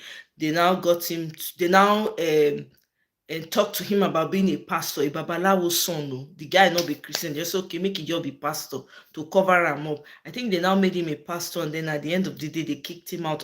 I can't remember the story. I heard it somewhere on the streets. I'm not sure of the story. So if I'm not saying it correctly, please don't come for me. I'm just trying to talk bits and pieces.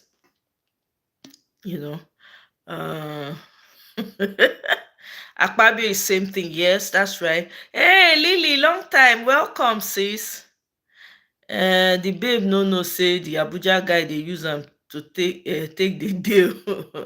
my keke, fly you all over the world. She was crying on that live when she was sharing the story. So all the people that were around her were telling her, "Oh, sorry about that. Oh." She said the guy would really pamper her like she wanted, and she never get that kind of treatment from man before, stuff like that. I just start to laugh. I say, All these people I don't understand. People you sit down, carry man matter, you the gist from morning till night. Me, riru when there's so many things to do. Anyway, that's that. So what else do you guys want to gist about? Madam, look, what gist do you want to gist to? Me, I don't see your own comment on the gist. Val is singing in the middle of APC deep waters. He will learn strong coffee. I don't know how he wants to fight APC. I really don't understand it. I don't know who's advising him to fight. I don't understand it. He's fighting a losing battle. Nigerian men na him Ludacris dey sing about when he sing pimping all over the world. She was not informed though. She was not informed. She was not informed.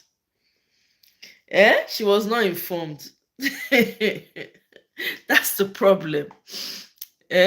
She was not informed. So she came in but the thing is that when they asked her, they said, okay, even with this experience, whether she go back. She said, yeah. Say say since then she dey always look for Nigerian men. If not be Nigerian men, she not interested. Now say, hey, Nigerian men ticket dey hot oh. Hey, see hotness, so they rush una.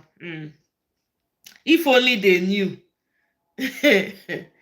If only they knew that they rush una. Nigerian women, keep your left eye open. The rest of the story. Nigerian women are the best women. Bar none. Don't even go there. You guys should not even go there. But they say when a prophet is not respected in his hometown, that's the case of Nigerian women. Nigerian women are all-rounders. Do you know what all-rounders mean? Homely, great cooks, what's it called? Understand what it means for respect and all those things, and successful. You want to talk about success? Talk about please, Mona fashion. I don't know what they play with. And I know say Nigerian women they hot for some men. Mona they there. Mona they deceive themselves. If you get Nigerian woman whole and wear, they are rare commodity. Now they see them pick for streets anyhow. So contrary to wetin una dey talk, or wetin una dey do. Anytime South Africans start their xenophobia now because of how we don't take spoil. Yeah, I actually saw some of the South African videos where the men they warn their women they stay away from Nigerian men, right? Or they'll come, they tease them, they drag them, because they always like to go after Nigerian men because they feel say Nigerian men they give them money. But when Nigerian men go dump them now, they'll come, they look for South African men. Because South African men, they are not, someone can't even do analysis of why South African women always go for Nigerian men. You can't say you don't understand. Say for them, for South Africans, now 50-50 that they do. They're not they spend on women. You can't they tell in South African men. Say in South Africa, you say, let's be honest. South African men don't spend on women. They don't. If they take you out, now you go pay your food. Now you go do all the things when Nigerian men they do, them not they do them. So you don't understand why in South African men they attack Nigerian women. They attack Nigerian men. You understand? You see, South African men don't need to be like Nigerian men. May they stand on their ground. Woman when go like them, you know. But if he be woman, he go rather go for Nigerian men, because Nigerian men know how to take care of home. They once you get children for them, they put their family first. I say, hey, see something, no. Nigerian men have gone global. So South African men don't quite like you guys because you guys are always going to South Africa and taking all their women. Even Kenyan men, they warn their women against una. Kenyan men. I've seen videos where Kenyan men say that they follow their women, they follow Nigerian men, because Kenyan women, they say that Kenyan women like money. Okay? And then I don't see a couple of videos too from Ugandan women, right? This particular video when I see the Ugandan woman called they talk say waiting Nigerian woman no go do, in go do for a husband, something like that. Now people come they attack the woman, they say not Not go there. Not talk about Nigerian women. We not say me you not marry the man when you marry when be Nigerian. Hold on, but not drag us into the matter. Oh my goodness. You guys are causing a lot of chaos all over the world. Mona take her easy. Uh-huh.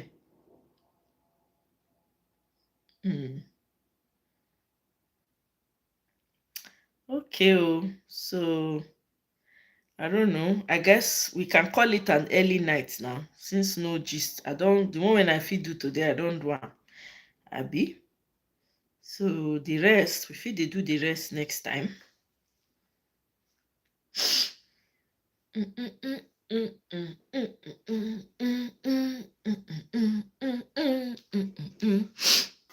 One South African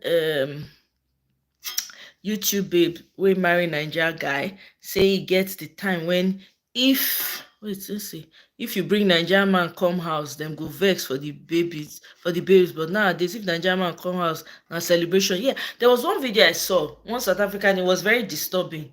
The girl say because dem no wan make she dey with Nigerian man, I think she was with a Nigerian man, she can't get belle for the man. The parents can't know, they were very angry, dem make sure say she comot that pikin. Say they don't want any Nigerian person for their family or something like that. Yeah, it was viral. That video was viral. I'm not gonna say god damn, that's cold, man.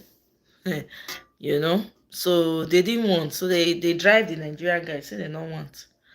I think it's vice versa. Nigerian men and women need to appreciate each other because other nationals, exactly. You're right. See, that's very true. Because I found a lot of, first of all, a lot of other men find it difficult to approach Nigerian women because they said Nigerian women, there's an aura about Nigerian women that is almost, you need to have your act together to step up to them first and foremost. So you're not fit dey play small approach Nigerian woman. I've heard it so many times. Okay, you need to come correct. There's that aura of come correct or just not talk anything from Nigerian women, and they get it. So guess what?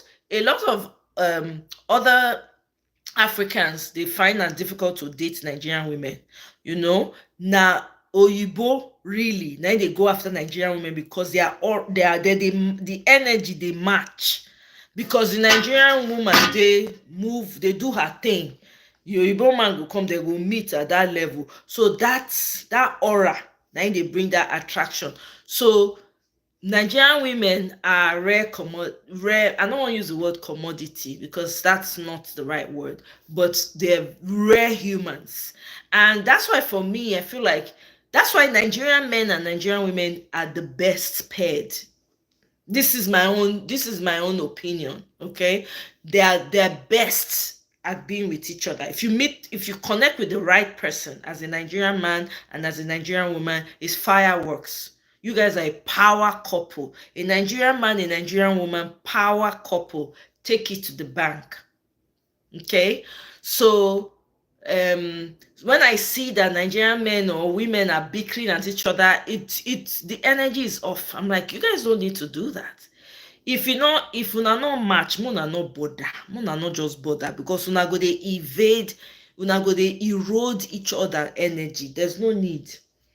Now make it good, make you put your eye well, choose well before you just jump into this thing. Because the aura of a Nigerian man and the aura of a Nigerian woman is very, very powerful. It's not small.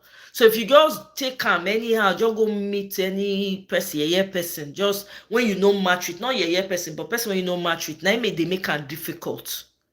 Because you both have powerful auras. Okay. Hey, Temilade, welcome, sis. Nigerian women are all-rounded. Yep. They're beautiful, intelligent, homely, fashionable. Yep.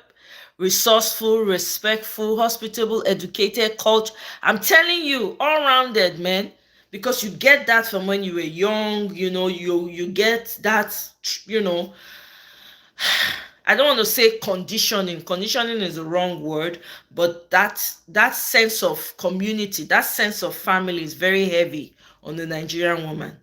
I have said it before, like even the woman, when you Nigerian woman, if you say, oh, this one a shawo na this, that woman is also a powerful woman. If that woman meets person when sabi love her correctly, Nigerian woman forget, so them say once a South African woman looks a Nigerian guy, say the rest of the family go enjoy life with you. Yes. You get one woman when they do content, the South African woman, they were not attacking her. South African people can't start to the attack her. She had to leave TikTok finally.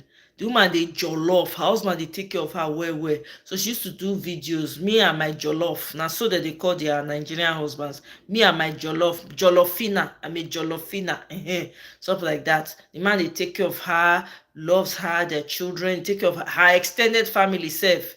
They enjoy the man. They sort, now typical Nigeria cultural family thing when we they do. I like that about our people, sha, because anywhere they go, they carry their culture. I really, really appreciate that about our Nigerian brothers and sisters. They forget. Even you see Nigerian man when marry outsider, that Nigerian must bring am come the house. Girls the man want to do am. In fact, the pikin self go, e go be like saying that the pikin when they born are Nigerian. It's so crazy. I didn't notice am. So Mona, they treat each other well as Nigerian men and women. Honestly, Nigerian woman are your strength. The same way Nigerian man are your strength. If you meet the right type of person for you as a Nigerian, power couple. Because when I get the energy already, your energy now make anywhere wanna enter. When I go you enter, everybody go they feel intimidated. Now the energy, the aura wanna carry. When I know they know, now they realize them. They go they look on us, so get pride, not be pride. Now the energy wanna carry. Una no even know who una be. Sometimes I go just dey look, dey wonder. Una no know, una get that powerful energy. Nothing dey intimidate una. Na only una go work for only oyibo place, but una no dey fear. Una go talk wetin dey una mind. Una go act like say na una dey in charge. Omo, I cut cap for now. You understand? Because I dey observe, I don see other people dey behave, and I fit differentiate. So more una appreciate una selves. You understand? More una be gentle with una selves. Una no need to date together, not be by force. You understand? Not be by force to date together. If you not work, you not work. Anywhere, you feel find your partner anywhere. It doesn't matter. But understand, say you get powerful aura. So anybody when you meet you, that aura go rub off on that person, right? And because of that aura, now the person go even like you more. So more una treat una selves with respect and love on ourselves, whether una end up married or not, or whether una be friends. More una learn to respect each other as Nigerians, because that aura dey with every single Nigerian, no exception. I generally think it's the Nigerian personality for thriving in a situation that challenges other people. Yeah, so they find it intimidating because Nigerians don't they settle. Lie. They go down when they achieve this one, they want to achieve. Even if they get it they want to, they go they do it. Even if they fail and they go still they do them, right? Until they come up to another thing when we say, okay, maybe I've tried this enough, let me try this. All the Nigerians when I know, now so, no exception. You understand? I know one Nigerian when come, she not even finish school. She come here, I think she not finish school. She come here, she go finish her secondary school, get her diploma. After that one, she can't dey work as I don't forget where she dey work. But anyway, she can't enroll herself, can't go nursing school. It took her years to graduate. Because she was different, because she dey pay out of pocket by herself. She go work, she go back. Sometimes she know if she go back, she go stop. Again, and I think she gets 2 masters now. You understand? Nigerians not they give up, man. And she's doing another program. Yeah. It's all about how you treat your woman. Yeah, Mr. Guy, absolutely. Jazz is a figment of the imagination, a major component of all religions and traditions. South African men lack probably that courtesy, no soft skills. Perhaps, I don't know, because Nigerian men have courtesy though. yes, Nigerian men at least get that level of empathy that a lot of other African men don't really get them. Ghanaian men too, depending on not all of them. Some of them not get them at all, but other African men to a certain extent. But it's much more with Nigerian men, you know. Hate it or like it, but and I think is that the reason why there's so much drama between Nigerian men and women is because sometimes you outgrow each other, which is normal. That happens. That's life, right? But being honest about it and say, okay, you know what, and don't try and destroy each other in the process. That's one thing that people have not learned. Don't try and destroy each other in the process. It's another page that's opening up. Just accept that, okay, this chapter has closed. I'm going to the next chapter. And whatever experiences you've taken, you take it for good. You take it and move it into the new. It's not something you destroy each other for. You understand? So, I don't know. I just think that Nigerians need to learn to work together regardless of the situation. That's what I think. I don't know. Um, it's because Nigerians can't be dominated in any space. We carry ourselves very well globally. That's why most Africans say it like that. Yeah. Nigerian women are confident and ambitious. Exactly, Temilade. Exactly. Nigerian women are diverse in behavior. Kene, bam. Wow. Kene, that's very, man, you really get them. Very diverse in behavior. My goodness. Most of the non-Nigerian people that are dating Nigerian women, oh my God, it's almost like they worship the ground that Nigerian women walk on. I'm telling you facts. The Nigerian women are homely. Even the very successful Nigerian women, that homeliness still deal with them. They see they carry. It's amazing. It's an amazing combination. So sometimes I don't like it. It really bothers me when I see Nigerian couples going at each other, like trying to rip each other apart for whatever disagreement you have. There's no need for that. Just have a conversation, you know. Choose not to be a part of the destruction. Even if the other person is on the path of destruction, choose not to. Do what you need to do to get out of that space. Honestly, because the kind of energy that the Nigerian person is made up of is not something you find every day. You guys are scarce commodities. I don't know if you guys understand that. You're scarce humans. You embody what it means to be culture, to be tradition, to be family, to be community. That's what each and every one of you carry as Nigerians. You don't find that in every other community. So I wonder why, when even though you've been with someone and for whatever reason it doesn't work out, or maybe one partner goes to the beyond, just let it go. Like, that chapter has closed, now new chapter. Simple. Even in a divorce, new chapter. Even the person want to call and say, listen, peace, it's okay. We're both angry, whatever you feel. I don't know, but this is what I think. We need to do it. We need to do better by each other. That's what I'm saying. Because the Nigerian man needs a Nigerian woman. Trust me. The Nigerian man needs a Nigerian woman. Not necessarily for love's sake. No. It doesn't have to be love. You see this camaraderie we have? Not only Nigerian men, now you feel be friends with as a woman, Nigerian woman, without expectation, and una go see each other like brother and sister for real. Apart from, of course, some people don't get self-control, they lack them. Because growing up, I had male friends. There was no strings attached. They were like my bodyguards. They were like, if anything they happen, wait till they happen, wait till they happen, wait till they happen. They're always ready to defend, always ready to fight, always ready to protect. That's the Nigerian man for you. That's the typical Nigerian man that you go get as friend. No expectation. That the person, the guy not even think, oh, I want to sleep with.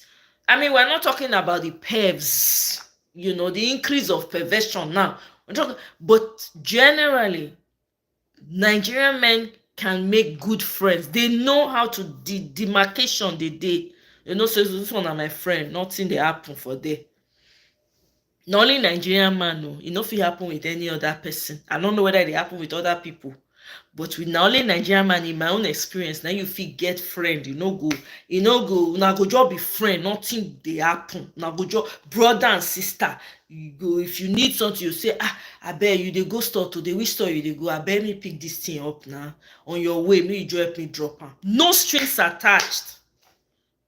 I've not seen it anywhere else, right? So I don't know. Exactly, Temila. They said it takes a great deal for a Nigerian man not to end up with a Nigerian woman, to be honest. Now, very few Nigerians they marry out of Nigeria. We love our women well.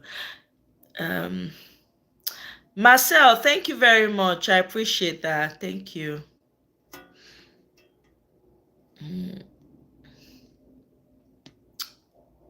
Who is a Nigerian? We have unique behavior based on tribes. Yeah, that's true. So if you want to say tribe, but you know we've all drank water in that country, right? So yeah, we don't really know who is a Nigerian yet. I get that conversation.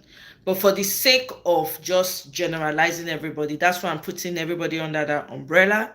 Okay, so maybe I should say geographical location instead of just using Nigeria. But I get what you're trying to say, Kenny. Like, who's in Nigeria under the geographical? I get it. I really understand what you're saying. But you have to, like, for instance, when I came to America, I met Nigerians from the east, from the west, Hausa. I even meet Niger person when they come Nigeria on vacation. You know, say we kind of the same people from the north. From Cross River, from Akwa Ibom, Ibibio, okay, all of them are the same, right? Delta. Let me tell you, it was like family away from family. You guys don't understand. There was no, oh, this person is this tribe. Oh, this person come from. We all had the same sense of community. Maybe we would differ in certain scenarios, but we all had the same sense of community. This one will look up for how you don't hear from so and so person. You don't check up on them. You sure? I never hear from her. Call now. Maybe go. I'm telling you, that sense of camaraderie, I know they see them. I never see them for any other community where men and women go there together, no strings attached. Everybody just wants the best interest. What's in your best interest? That's what they're after. As long as you're okay. Even sometimes we go sit down, they analyze each other dating experience. You don't understand, you know. So, hey Quinty, welcome. Oh, long time. You don't tell Quinty. Good to see you, sis. What about the story of the lady trafficked by her dad who violated her mom and resulted in prayer? Oh my goodness, that's sick. Oh my God, Madam, look, jeez. Are you serious? Oh my goodness. Hi. Yeah, that happens. That happens. Unfortunately, that's how things have degenerated in Nigeria.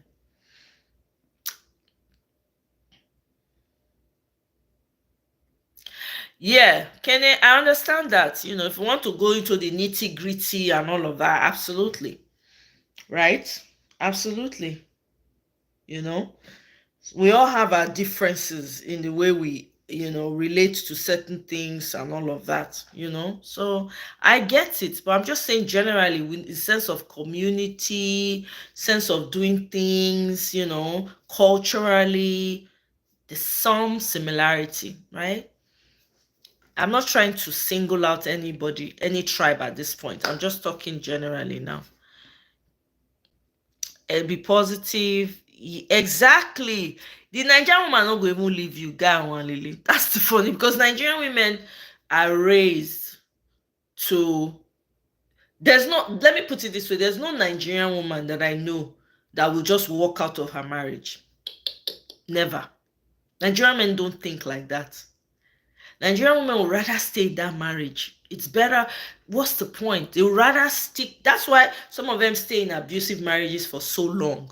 It's not because they cannot get up and leave. Oh. Of course, there are scenarios where maybe they don't have the resources, so they'll just plunk themselves there and remain there. Of course, we know that, right? But a lot of times, too, Nigerian women just don't want to leave because of that sense of obligation of this is my family, I'm going to stick with my, that's just how it is for them. It's wired, you know. So if they had for Nigerian woman, before, if Nigerian woman say I'm done, she's really done before she even gets to that place of telling you I no do again. John no say don't take when he don't give up on you. So now I make her the one that sometimes, Nigerian couples, they don't they make attempt at all. I go see which kind. I don't understand. Do you guys understand that you guys are the best for each other? I don't get it. In this world, when we say people they come out tonight at every corner, when you get the opportunity to deal with one of now, I don't know, Sha. And maybe I'm naive. I don't know. That's why Africans can understand why we can't take charge of our nation and lead Africa. That's why it's shocking. Nigerian president enter a world space and he's like, hey, Mickey Mouse. Mickey big, nah, Minnie. See, you mean Minnie Mouse.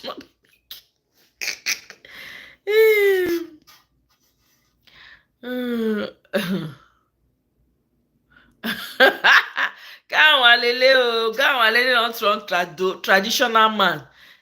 Want to marry multiple wives. Okay, good for you. Then don't report me for work tired, then say I dey intimidate. Hey, I'm telling you, it happens. Even me, one of my directors call me, they tell me, say, one time she call me enter office, she come say, say she just want better understand me, say because sometimes when I dey talk, I dey take charge of the room, I dey do the job, dey talk many things, I dey look am for my mind and say, hey, make I come dey dull myself because say this thing. Abeg when the woman talk finish, I come tell am say, okay, no be so, na like this, na like this. I come explain to am say, na like, not be like say I no mean anything. I don't know if anybody is feeling intimidated, I no fit help am o. I go still talk wetin I wan talk. Unless he say make I not talk put for the matter, I go no go talk put for the matter. But not be you come meet me, you come tell me say no, you have to. I no dey dull myself for anybody. Abeg. So it dey happen. Nigerian men are a powerhouse. So honestly, I doff my heart for Nigerian women. Salute to you guys, man. Powerhouse of women. Talk about spirituality. Don't play with the Nigerian woman. Even the ones that do not go to church, now those ones you will fear pass. Nigerian women, when they are not caught up in this whole religious enslavement camp. When they just did their own, they do their own, fear them, respect them. They're more powerful than the people that spend all their time in church. They're more spiritually aware, more grounded.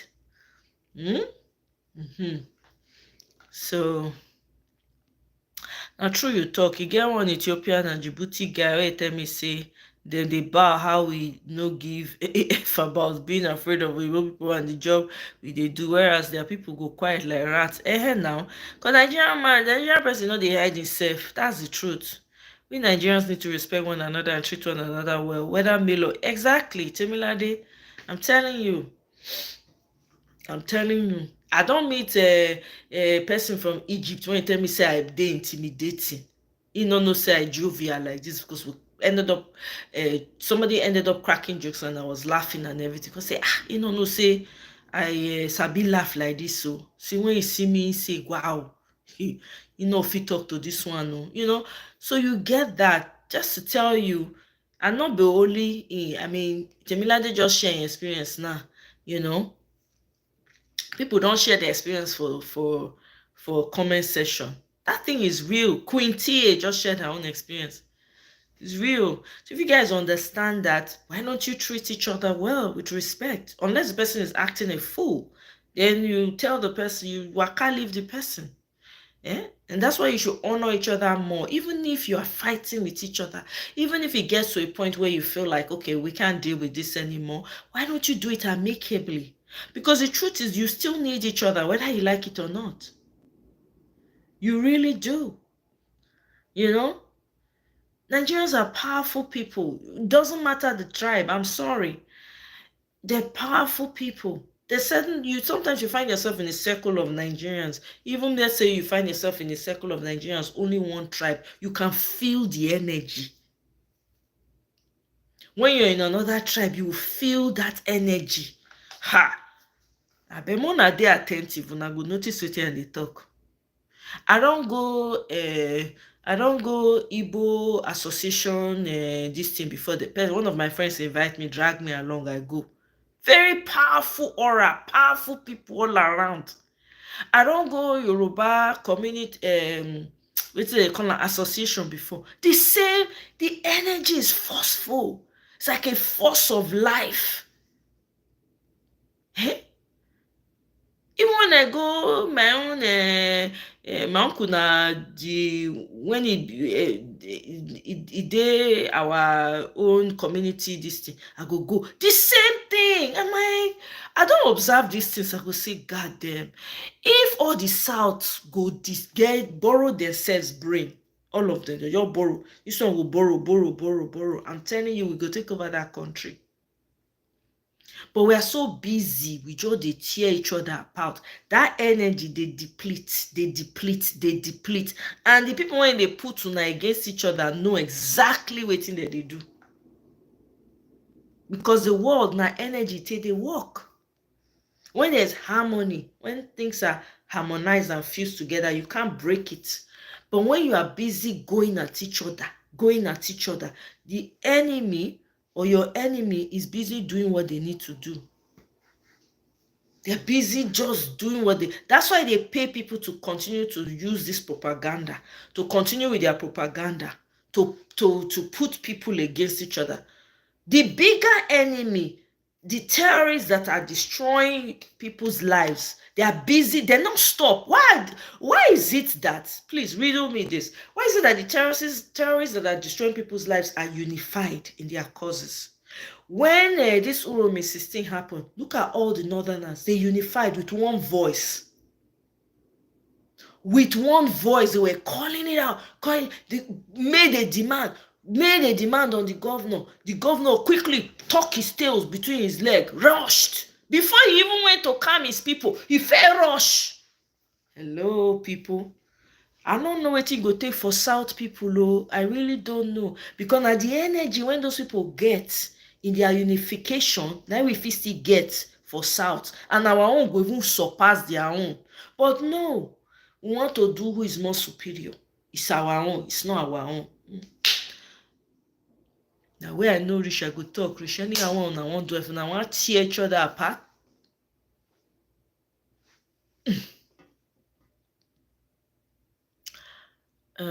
Quinty, not mind them. Most group of people are truly intimidated by the confidence we have as a group of people, especially other Africans, while people will go try everything to bring us. Yeah, that's right, Michael.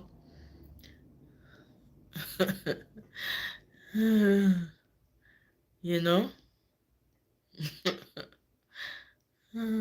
My best friend now, babe, way this South Africa with her husband and kids. We don't be friends now since 2 years of Uniben. We were so close that most people of our class thought we were dating, but not exactly. Only Nigerian man. I'm not saying that they're the ones that are not randy. I get it. They're those that okay. And even when they come out, you go know, they go tell you, say, oh my babe, I don't feel this thing, I like you, whatever. Nigerian man go tell you. But the Nigerian man, you still feel be friend. I be friend with one of my friend when be guy. Sometimes they go store, I go tell and say, I beg. When you go Costco, you go this weekend. I beg, let me buy this thing, let me pick up this thing. I'll call your house, go carry later. Or if you fit, just drop her. Just call me, I'll come downstairs. No strings attached.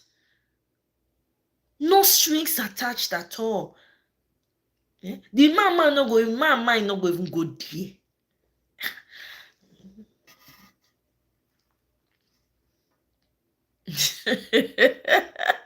She was dating her husband then, and we never crossed the line because we literally became brother and sister. She looked out for me while I did the same for her, and I'm very close to her kids. Even now, exactly. Godwin Aneto, welcome, sir.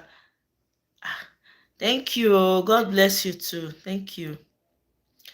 We have been good for. No, it happens. It does. Eh?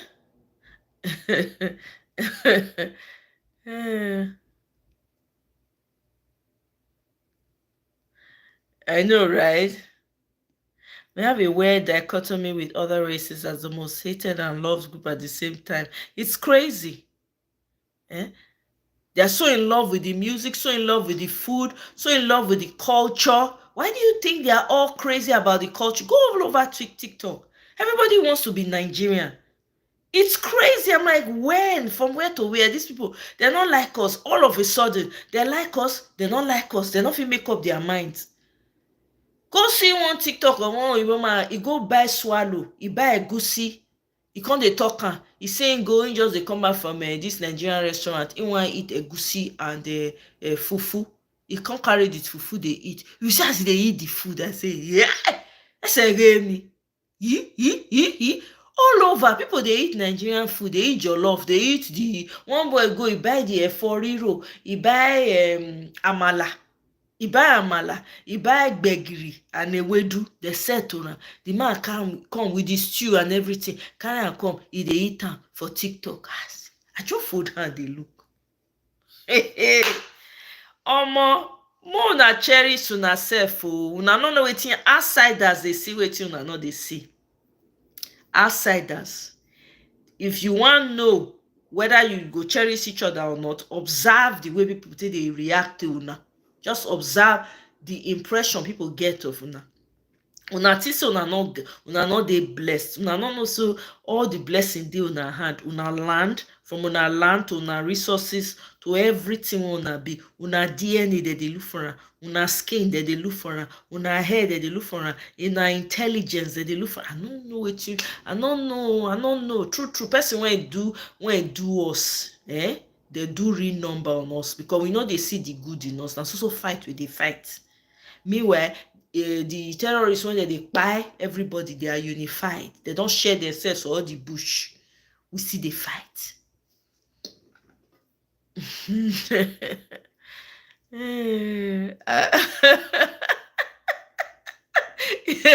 Michael.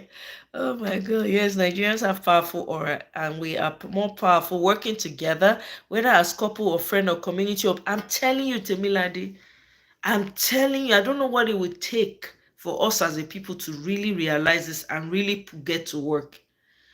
We don't understand how powerful of a people we are. Now that thing that people they see when they want to destroy, they know these things. Sometimes I will just keep quiet. All people they say na they sabi Christianity, na they do religion pass. This is they see the things one another they see. They observe una. They study una. Like experiments, like mosquito. They go put everything together. That's what they are doing. But una they busy. Meanwhile, they arm una enemies every day. Why una they fight among ourselves? We don't need to love each other to work together. Una know that. We don't need to love each other. Just like you dey work, not be all your colleagues you like. But una must do everything to ensure say the goal they achieved. You go do your own, that person go do his own. If you want to respond to the email, you just respond in a very formal way. Say, as you respond, you do like this, right? To the person. But una must achieve the goal. Now the same way when we supposed, everybody feel they their corner. Nobody really need to interfere in other person community. Truly and honestly, we don't need to dey each other's faces. But in order for us to win this fight, we must learn how to work together. We must learn how to come together to fight the same enemy. Now we get everything. Now our side, everything dey. But now we they suffer pass. Make it make sense. Because you get weak leaders, weak politicians when they position. They intentionally they choose the mumu ones amongst you to represent you. When never see money before, carpet beggars. Then when we come to one, they come put they intentionally they choose those when be illiterate. Okay, I did the test for you. Don't worry. The secret is safe. Guy, leave Michael alone, no. I beg. Make your wife not come say, Michael, are you sure you don't have a confession? I beg go. Guy, please, please, I'm begging on behalf of my brother. I beg. Eh? Western leaders fear Nigerians, and if we Southern Nigerians can unite for one common cause, we will rise and become. I'm telling you, Temilade, this is the missing ingredient. Oh, this is it. If we can come together as a people and unite as Southerners, we don't have to love each other to get it done. We do not. Seriously, I promise you, we don't. But we can respect each other. We get the work done. Everybody to your tent to is okay. Hey, it's been real. Hey, it's been real. Anytime there's wahala, we come together, we unite, we destroy the enemy again. That is how it's supposed to be. All this bickering back and forth. Oh, I know it more than you know it more than me. You my brother, not my brother. We're holding on to anger, holding on to meanwhile the enemy is getting stronger and stronger. By the time they buy all the superior weapons, we still dey fight. We know they see eye to eye. Now it don't even worse. They get better, they get improved weapons every time. All your villages and forests have been taken over while we are fighting. I don't know. Over to those searching and free to mingle. This one now not concern me at all at all. Those days don't pass it. I know they look for Nigerian or otherwise. Madam look. Now gist I just a gist to not be dating session we did for you. Just give me the food, fashion, music, and comedy. You can leave the men and women. Online interaction is okay. I tend to observe reasons. That's why I'm really annoyed with our politics globally. This is Nigeria season in terms of our food music industry. In the last 6 years went global, but we have not gotten, yeah, we have not gotten there politically. We Nigerians need to appreciate ourselves more. Absolutely.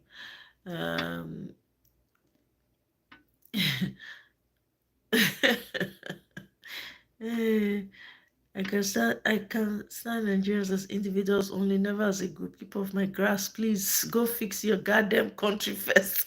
That's true. You're right. You're right, Madam Look. That's what we're trying to do. Trying to do to fix it. We're trying to talk about it so we can fix it. I get it. I understand. Hey, transition to tech. Welcome, sis. Good evening. Good to have you. Thank you for stopping by. Give me respect any day. Keep the fake love, I beg. Exactly. That's what I'm saying. We don't have to love each other to fight the common enemy. We do not have to. We can put our differences aside, fight the common enemy, go your way, I go my way. It's simple, right? But we need to be able to work together as a group. If we are not, we're just going to allow them to have the upper hand. Look at it. Fulani terrorists have invaded everywhere. Everywhere. They literally almost finished cleansing certain ethnicities while we are watching.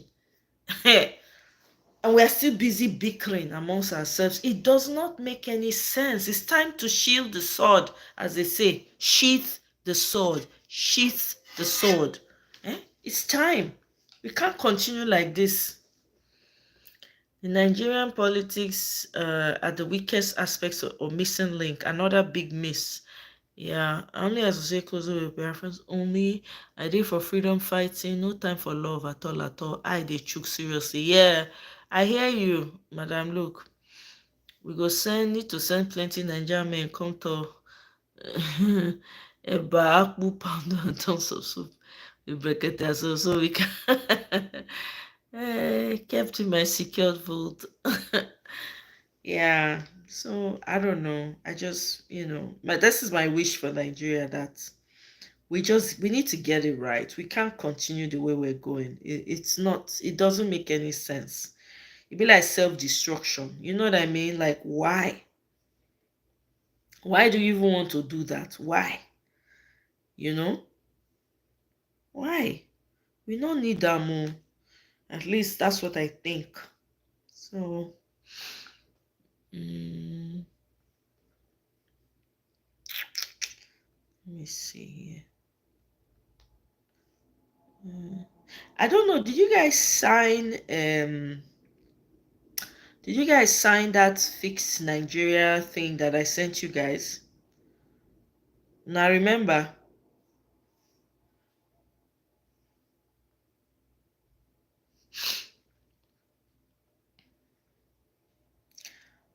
Um,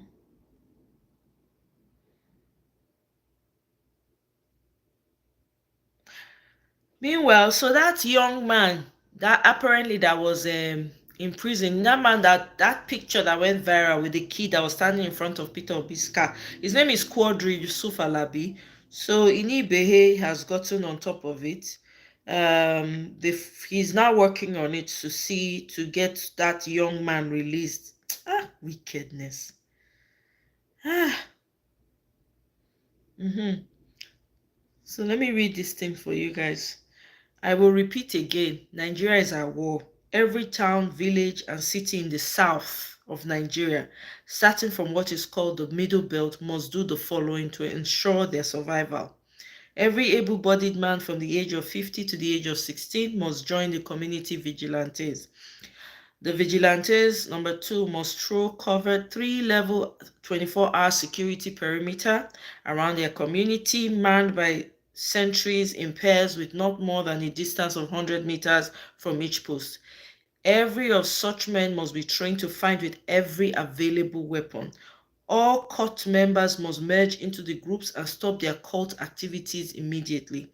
All wealthy Nigerians must take it upon themselves to procure tools for their communities, cities, villages, and states immediately. All retired and even serving military and police personnel of indigenous Nigerian origin must immediately make themselves available to lead this effort, provide training and other resources for their communities. Whenever the attackers are caught, they must be tried on the spot, no arrest. Finally, there must be severe consequences for all shades of collaboration or treacherous behavior that leads to the unaliving by Fulani invaders by anyone, government or not. This one says the core north is on a mission to exterminate the indigenous people of the south and middle belt, and all our people care about is making videos instead of doing what is necessary. It's crazy. This is not the time. You know what I mean? It's not the time. Eh? It really isn't the time at all. I don't know what it's going to take. This is why I'm saying we have to. People need to come together. Eh? Hey. I played the video of the guy from Ondo State that was kidnapped now, narrating the harrowing experience that he had.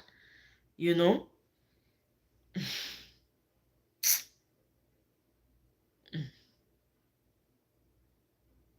I don't know. Did you guys see the video of the man that said that Nigeria, that 1,500 naira is enough for Nigerians to eat? Now, know the man. Na fast that they call the man. People have been dragging him up and down. You know.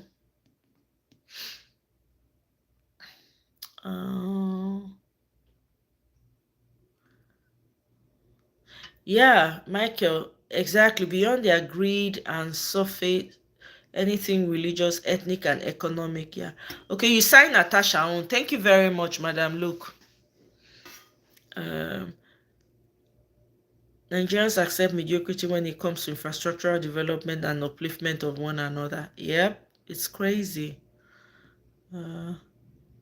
P.O. contacted his lawyer. You can read P.O.'s tweet. This kid has been targeted to strike fear as usual. Yeah, I see. Yeah, what's his name? Ini Behe is on it. I saw it. Let me see. You said read it, right? Let me see. Okay. So he said, after delivering my speech at the Commonwealth event in London today, I was made aware of the predicament of the young boy named Quadri Yusuf Alabi, who has been detained for over 3 months. Young boy, you. Ha! Without trial, appeared in court for the first time in March and still remains held in custody. I have contacted a lawyer Barrister Inibehe, who luckily has been actively working to intensify his release. Yeah, so Inibehe had already started working before PO actually did the thing to him. I sincerely appeal to the police and other agents of the government to always operate within the law and rules and stop weaponizing citizens, especially our youth, who need our care and love to unleash their talents and energy towards building a new Nigeria that is possible. And then Inibehe responded. He said, I confirm that you contacted me earlier today. In respect of this case, I commend your interest in it, sir. Efforts have been intensified in the last 24 hours to ensure that justice is done and that Quadri regains his freedom soon. I will provide an update within the coming hours. History of it. So you see, if we put aside tribe, whatever, this guy, this young boy is a Yoruba boy from Lagos, right? When he came in contact with Peter Obi, his life changed. But the people around him, right, got jealous. This is what resulted to him ending up in jail.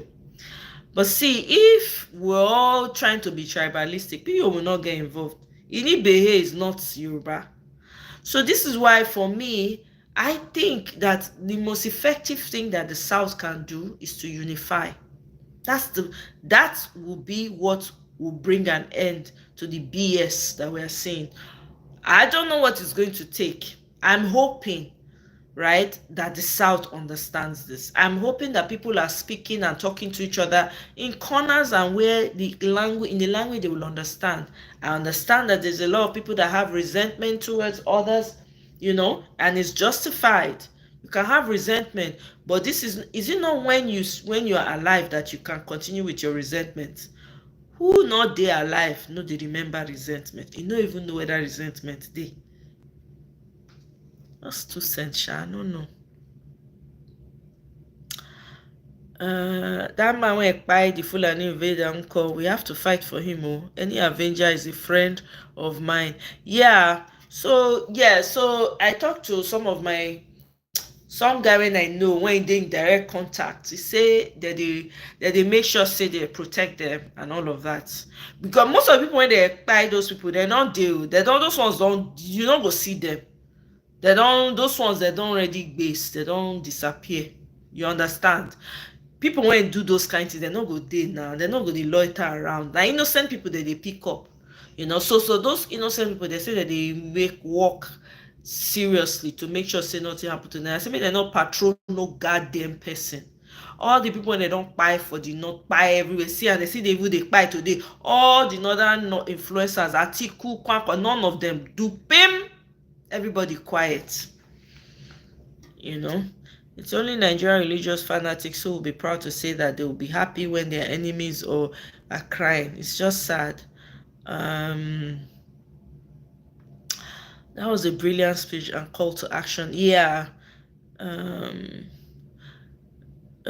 reason I can't associate the level of Madam, look, I understand completely. Trust me, I know. With you, but you need to, like me, you'll be tired of being inundated with not just ideas but actions. I pity Mazi Peter. Yep, I do. I really do. Let me tell you, I think I've said this before. The only reason that's what's keeping me going is PO. I'm not gonna lie to you guys. I have this level of empathy for the man. Like, he cannot be the only one consistently fighting. He's traveling all over the place, building boreholes, trying to lighten the load for people. He can't. More people need to be on his, pushing him, sending him the right energy, because when he sees that he's not alone in what he's doing, he'll be encouraged. And for anybody who's doing the right thing, just like Natasha, the reason why Natasha has that much energy is because of the level of support she's getting. You understand?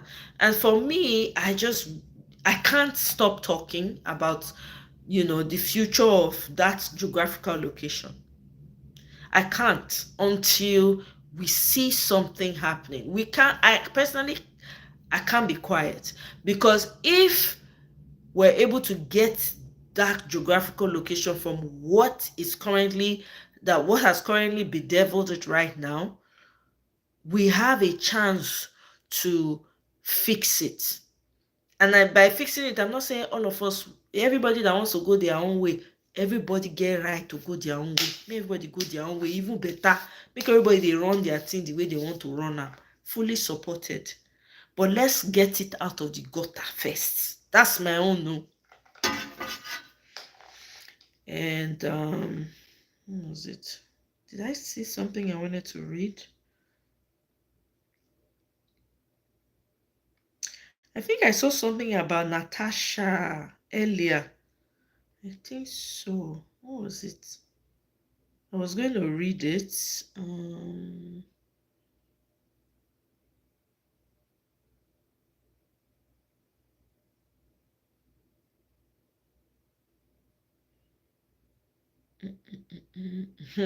Yeah, this is the video. Yep.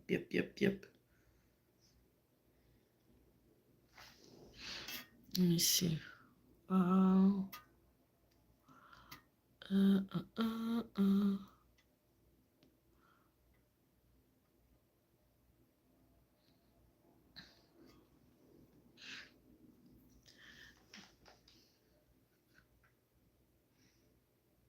I don't understand though, Madam. Look, what do you mean by the South that ganged up? How many people in the South ganged up against the Indigbos? I don't understand that. Because certainly, you know, there's so many tribes in the South, right? So what you're saying is that every single tribe ganged up against Indigbo. I don't know about that. I do not know about that.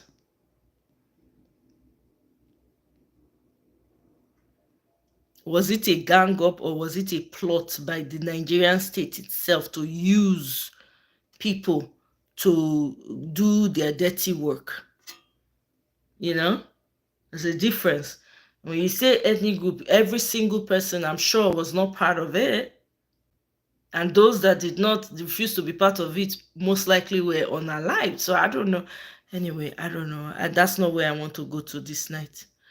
That's a very sensitive topic. I laughed when some were using the North. Remember, the North remembers. I know.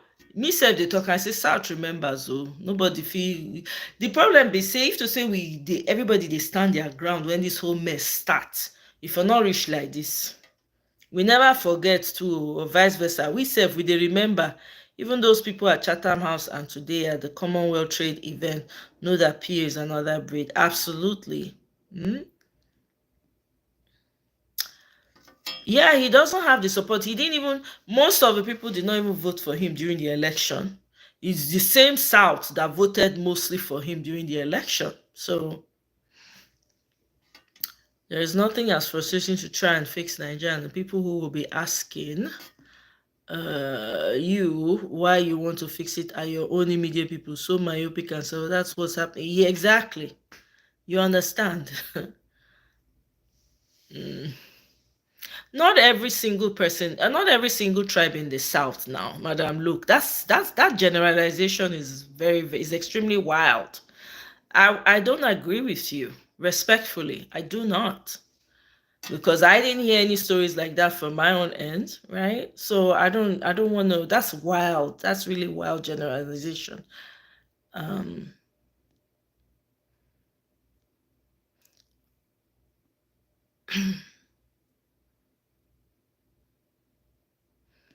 Exactly, Michael. You know. Exactly. So, yeah, if the entire South did not understand what Ojukwu was trying to do, you have to understand, Indigbo was way ahead in education. Let's not forget that. That's one part that I don't hear a lot of people talking about. That's one angle people do not talk about. Indigbo was way ahead in terms of education. They had all the jobs because they were highly skilled. Most of the other people in the South were in the village. There are generations of people that were not educated. So how does a highly educated man, how is he able to communicate to people to that extent? That was part of the challenge.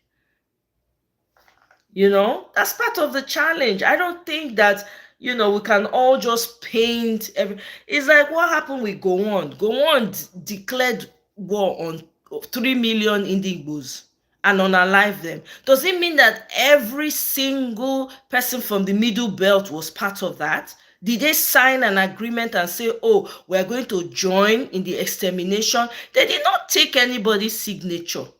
Even with the sham constitution that we currently have in Nigeria, how many people were seated at the table?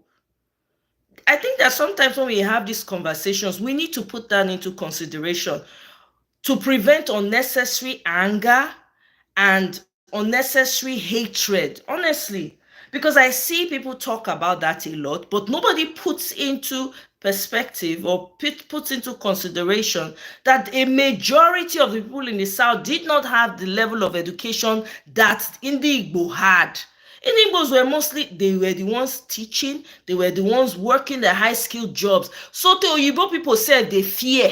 Now jealousy make Oyibo people, because they see the way they were thriving, and they feel say if Indigbo continue like this, they go take over, they go transform the whole country, because they had that education. Now them Oyibo people teach all the jobs, all the, you go see person family, great grandfather go Oxford. I don't get am for my family.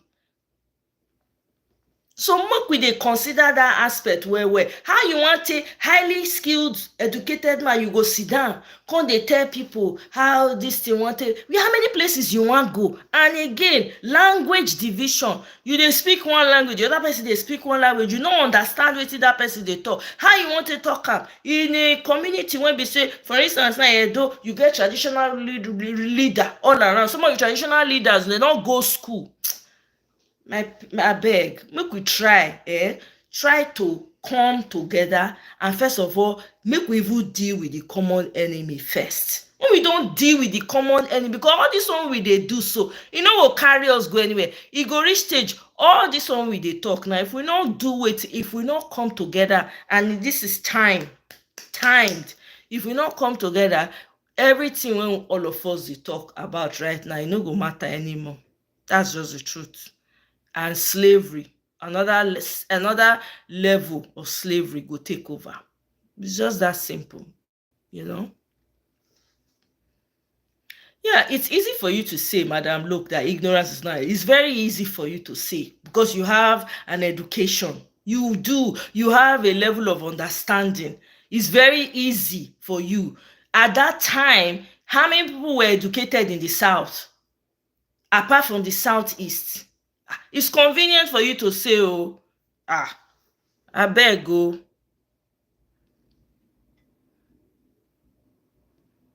Yeah, who was he shouting to? He wasn't not focused on the Southeast.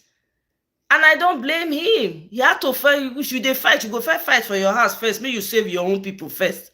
I not blame him, but now Southeast fight. When did I know about this thing? Nnamdi Kanu? When did I know about him? All this agitation, I don't know anything about am. Abeg, make we leave that matter, because na very sensitive topic, and my own mission for here not be to come bring more division.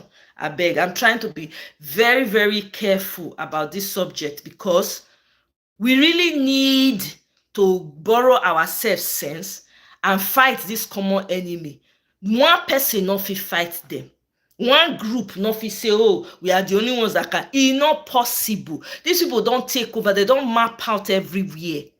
So while we are busy speaking English here and doing all kinds of things, these people know they are action based. They are on ground. That they exchange. That they give them tools every day. They give them updated tools.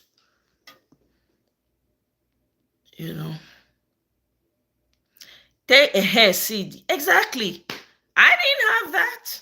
A lot of families did not have that.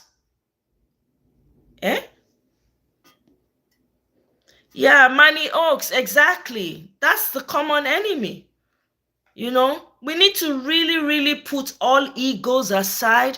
We need to sheathe our sword amongst each other and fight. When you fight, you know how to go and do your own this thing. It's okay. Everybody can go. What's there anyway? You say, abeg, let me do my own. They do my own country. No problem. You know, but without getting it, fighting and making sure that we at least we're able to resist the common enemy that's becoming. Because what we are not, what we a lot of us don't understand, we have fight inside that is being that is being sponsored by outsiders, and we have outsiders too that are fighting us. Yeah? We have outsiders that we are endangered species. Do we even understand that? Not just the education, but the business where we, thank you, business where we thought to make Nigeria progress. The British targeted, it was targeted, it was intentional. Targeted Biafrans. It is well, the war was initiated and propagated by Europeans. Bam. I'm telling you, they just use the dum-dums, mumus, that don't know better, cannot see beyond their what's in their face. I don't know. Yeah, Ojukwu his father was already a billionaire at that time. You want to compare? The man owned property in Lagos, the choicest part of Lagos. Not being car, they say Queen Eliza Drive for Lagos that time. Many people, forefathers, now inside now farm their day. They not even they speaking. What do they talk?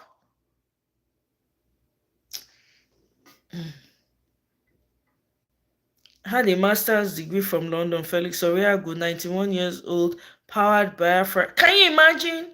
Biafra aircraft with palm oil. Yeah. We're talking about people with means. People with means. They were miles ahead. This set of people could have changed the trajectory of Nigeria. Every sector of Nigeria, every corner, every community. But because of jealousy and envy from Oyibo people, British, Queen Eliza, they see and they say, hey, with the way these people, they go take her. And they would have. Look, check out Nnamdi Azikiwe. Highly educated, the most educated man at that time. Ha! I beg you. The man therefore change the whole of Africa, not be even Nigeria.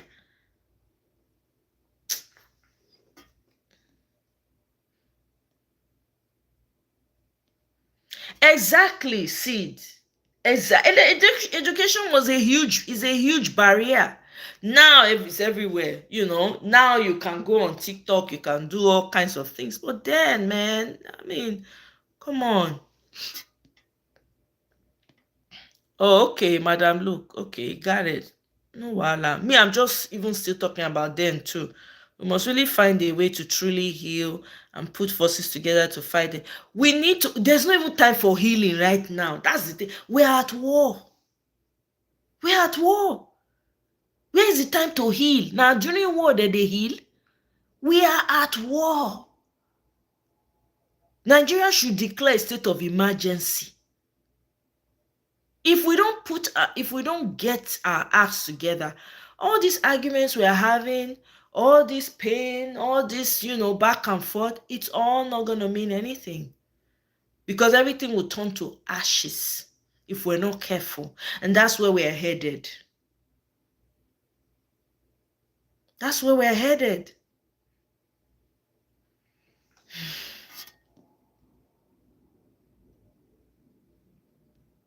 Temilade, you even learn about them for this thing.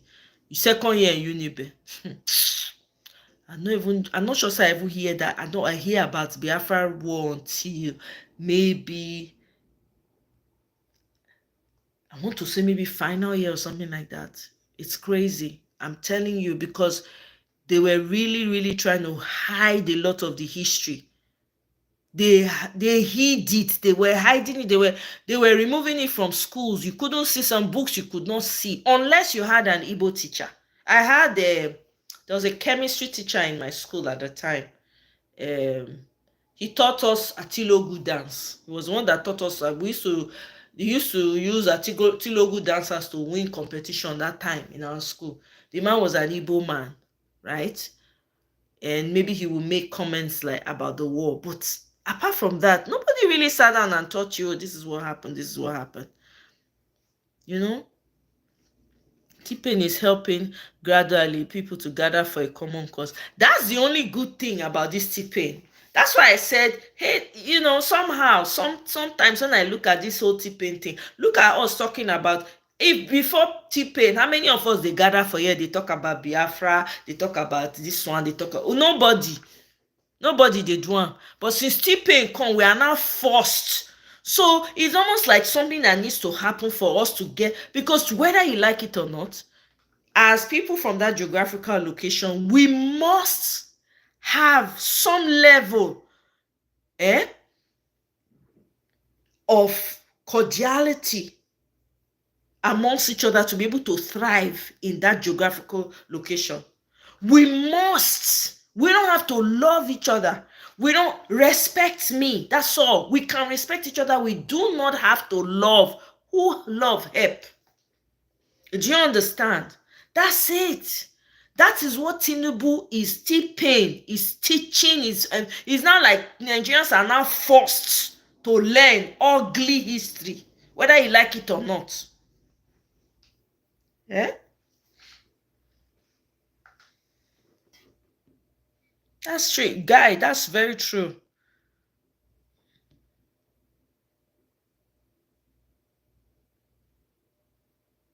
Yeah.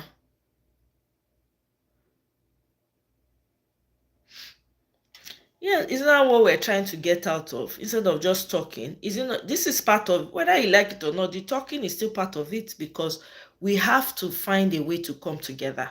If we're not singing that song, we're not using that language, how are we going to know that we need to come together? You know? So yeah, I hear you, because me too, I say it like, we cannot keep talking and just be buying in silence. No, we can't keep doing that. And for me, that's why my own is matching energy for energy, aura for aura. All that one of, let's know. You can talk civility. When they don't buy people, they clean ethnicities. Now, those same people you want they follow to talk civility. They are not being civil. They are not having conversations. They are carrying out the act. You know? So, of course, this is why I'm talking about as South. We all need to freaking come together, put our differences aside for now, and fight the common enemy. Then after that, you can say, I'm going my people. I can't. I've got too much hurt from this geographical location. I refuse to be. It's simple, right? But if we don't do that and we keep talking and dancing and skirting around the issues, and every time we say, oh no, I must go my own, I must do my own, but in this chaos you can't. It's affecting everybody. Look at what's happening in Enugu. Every day the governor has not come out to even address it.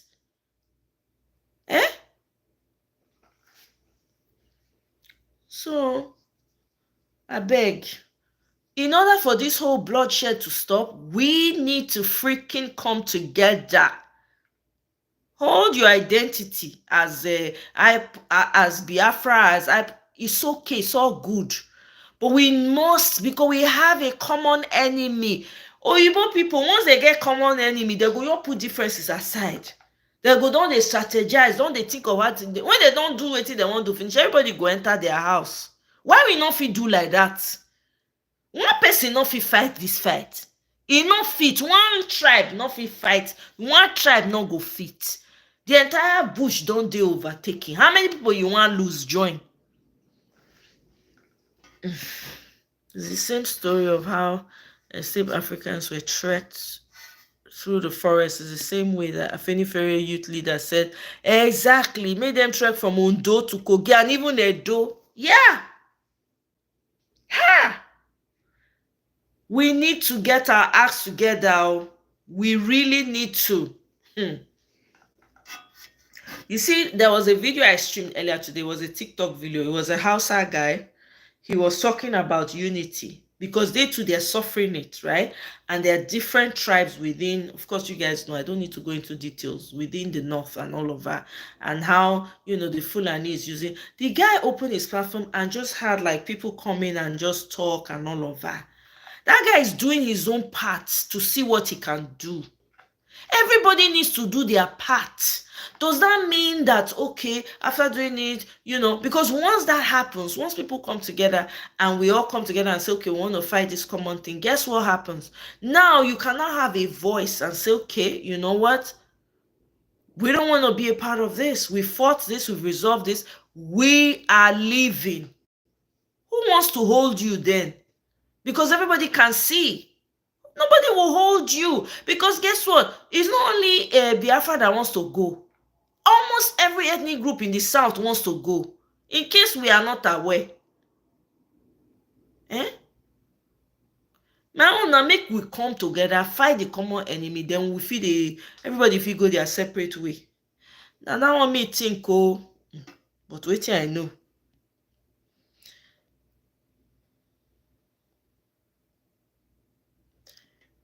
Yeah, it would have if they are giving them a chance.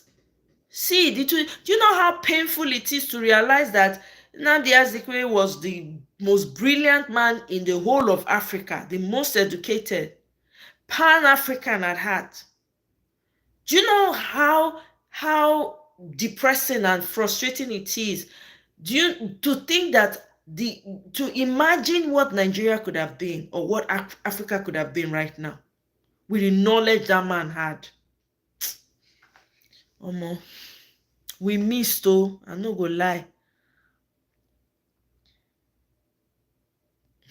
I beg you, God forbid. Guy walele lie.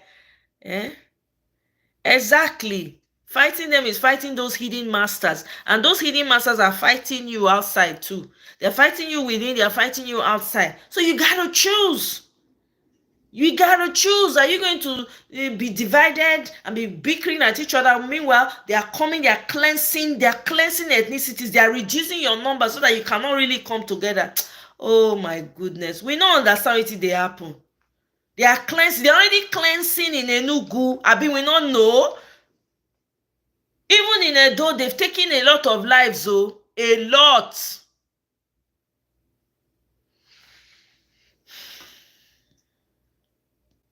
From my paternal grandparents, I'm sure I'm the first internationally trained engineer with master's degree, whereas Igbos don't get like, I'm telling you, Michael, anytime people, they talk about this Biafra thing, you know, the war and everything, I never hear person talk about the educational deprivation of the South.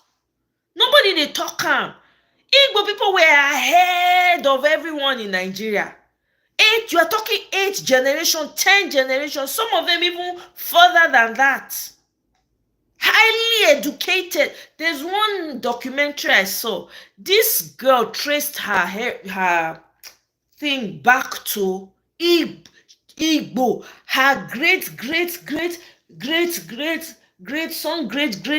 grandfather down the line held a very high position in Europe somewhere. Come on now, guys. So sometimes when people are talking about this, nobody talks about the educational, the illiteracy at that time. How many people go school for South? How many? Apart from Southeast, how many? If you watch all those old Biafra videos when they come out, right, you'll see some people, they talk. There was one lady that stood out to me. The way she dey talk, you go know say na highly trained person na dey talk to you. You go know. Abeg, no comparison. Biko, respectfully to other tribes, no comparison. There's no need. Let's not argue. Okay? These Igbo people lose a lot of great, skilled, highly skilled people. Let's not even dance around the issues. Nigeria deprived, that geographical location deprived us all of the potential that a lot of our great-grandparents could have even had Because of them, our great, that's why we are the first. I'm the first in my generation. My siblings, all of us were the first in our generation to go to school, get a first degree, second degree. Hello. We had it in our dining tables at home from kindergarten. It was hard for my dad to allow my sister to marry outside, but he had to finally allow. But I understood his trepidations. Absolutely. Why? It's a natural thing. You've been through that kind of trauma. You won't want it. I don't blame them. Oh, I really don't blame them. You understand? I don't. You know, I don't blame them. I wouldn't want to. I would not want to as well. After that great horror, of course I wouldn't want to. Because I don't know what... Look at what's happening now. Even now, look at what is happening. There's a guy that came out from Lagos. I don't know whether he's a government person or whatever. He couldn't even come out. He said, I think he said his mom was from Abia State or Anambra or something. Look at all how all this what's it called? Emilocons ran after him, attacking him. It's crazy. The guy had to pull the tweet. Even now, we have a problem. I don't know how we get to it. Me, my own be say I go just preach coming together to fight. I'm not preaching let's make peace, everybody soon kumbaya. No. I'm saying come together, fight the common enemy. Everybody go their separate ways. Simple and short. Bam. You can't fight it alone. You cannot. That's just the truth. You can't. So we all need each other. They don't cleanse how many people for middle belt. They cleanse for Edo. They cleanse for East. How many go remain? They cleanse for Yoruba. On those state, 200 people. They buy 200 people in a day. I've been learning a lot since 2023. In fact, been able to gather several missing pieces. Talking, digging facts, confronting liars are needed to grow a conscience and knowledge. Yeah, exactly. I've been learning a lot myself. I didn't know most of these things, man.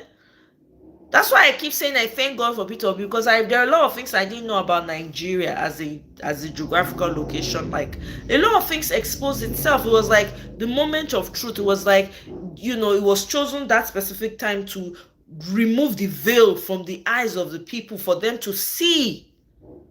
You understand? That's when I started finding Nnamdi Kanu's videos and all of that. And I saw that the man was speaking the truth. And he was saying it with such a rush and urgency. I could feel it. So, yeah. This is the time for us to try to work together to destroy this common enemy, because the enemy does not know whether you are Biafran, whether everybody is Biafran to these people, in case people don't know. As long as you're from the south, you're Biafran. Heck, during the war, even our Yoruba brothers and sisters, most of them were considered Biafran. They were turned back from the polling booth not to vote because they felt they were coming to vote for PO. A lot of them. So what are we talking about? If we don't understand that these people are out to unalive us, then we don't know what we're doing. No, if we're going to keep bickering at each other and say, oh, this one, what about this, what about that? We're on a long chain. I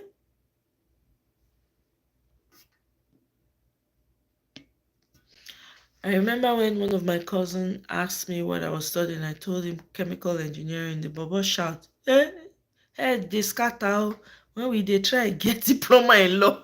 Yeah, I mean, that's excellent. I mean, can you imagine that? Meanwhile, for Igbo land, they don't get chemical engineer like 10th generation. In fact, PhD in technical chemical engineering, it's nothing to them.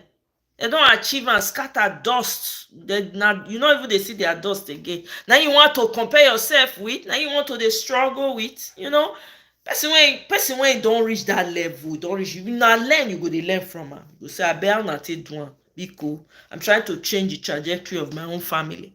Now so, I don't understand though. I really don't understand. Oyibo people, they sabi come together. They sabi. I don't know who do us. When you know your enemy and who you are, you won the battle, from a famous Chinese army general. That's true. Eh? I remember the first time I heard that Nigeria fought a war to not let the Igbos go. I was confused. Yeah, it's confusing because even as a child, and I asked why they didn't want this industrious group of people to go. Yeah.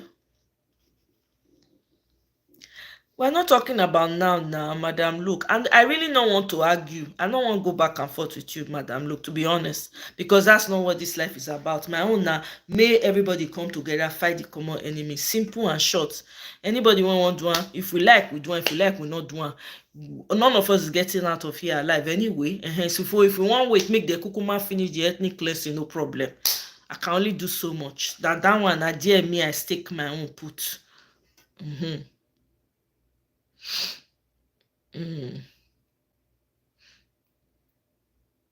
That's not true, Madam. Look, I disagree with you. That's not why Senator Natasha is strong. There are a lot of strong Nigerian women. I'm sorry. There's a lot of them. The problem is that the same politicians would not allow them have the light of day. Somebody like Dora Akunyili was a very strong woman. She was not half anything. She was not half anything. We've had strong women. There was even the first female senator in Nigeria was an Edo woman. In the midst of egotistical men, as early as back in those days. There are a lot. It's not because she was half anything. It's just a combination of two people from different parts of the world coming together. Not mean anything. There's so many half people in Nigeria, no impact. So that one not be maker. I beg. This narrative, me I no follow for inside this one. I beg. We men when strong. They're not just they give the people the chance. That's the difference.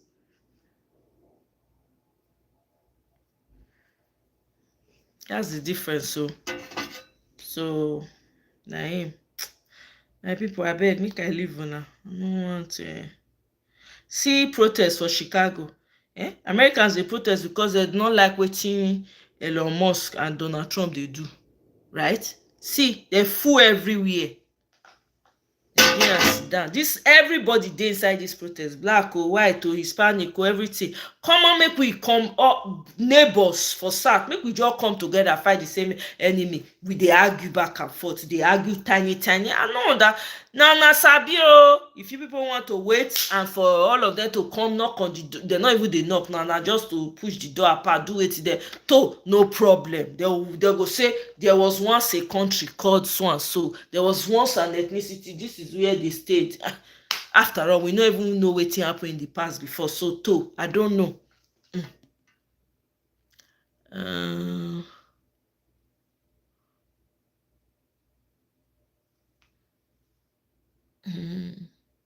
I was following Pio from afar only for business, but when he said go and verify, I was shocked. For an Igbo man, they go destroy him. Yeah.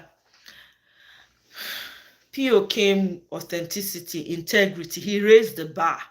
That's what I like about. I really appreciate about. He really, truly raised the bar. He raised the bar. And you can't sweep that under the carpet. That man raised the bar. A lot of our Igbo brothers and sisters do not support Peter Obi, which is okay. They don't have to support him. Just like a lot of other people from different tribes did not support him. But he gained the popular support. Most people resonated with him. Most Yorubas voted for Peter Obi. That's what people don't highlight enough. They did. People keep focusing on just Lagos. Lagos voted for Peter Obi won Lagos. And he won Lagos with a huge margin, even with all the rigging. In all the states in the West, Peter Obi won most of them, apart from some. It's the same thing in most of the South as well, and most of the North. So sometimes we are alike more than we are different. But we just allow, yes, I get it though. Maybe I won't completely understand it. I've never been through a war. I can't speak to how it feels. I can never, ever downplay that because I don't know, right? But what I do know is that the indigenous people of Nigeria are slowly going extinct. Are we going to fold our hands and let it happen? That is the real question to me. If what we are saying is because, oh, we have so much disagreement and there's so much that has gone on, we don't care and we're just going to let it happen, then who am I? I'm only one person. All I'm saying is for us to put our differences aside, sheathe our sword for now. You can always resume banter at any given time. You can resume your anger towards anybody. As long as you are both alive, we're not going to see each other till they quarrel. But for now, you have a greater enemy. The one inside and the one outside. Which one you want to deal with first? Not be the one outside you go, not be one inside you go first deal with first. And we have a unique time frame right now. Donald Trump still there. Once we're able to get it together and deal with the one inside, Donald Trump don't care about us really. And we fix that one, we go fit take the people when they outside hand come off our matter. Lobaton, everybody go your way if you want to go your way. You know?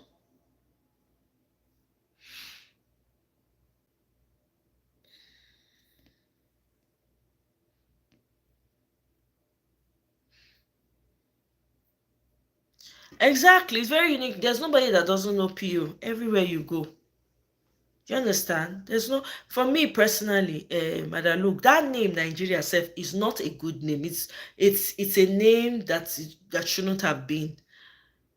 That name needs to, if there's ever going to be, if there's ever going to be remain a country, that name needs to go. It needs to go completely. Everything that belongs to these Oyibo people needs to be scrapped. Every name, every street that was named needs to be changed. But hey, it's a fit talk, you know. So that's so the matter be, oh, my people.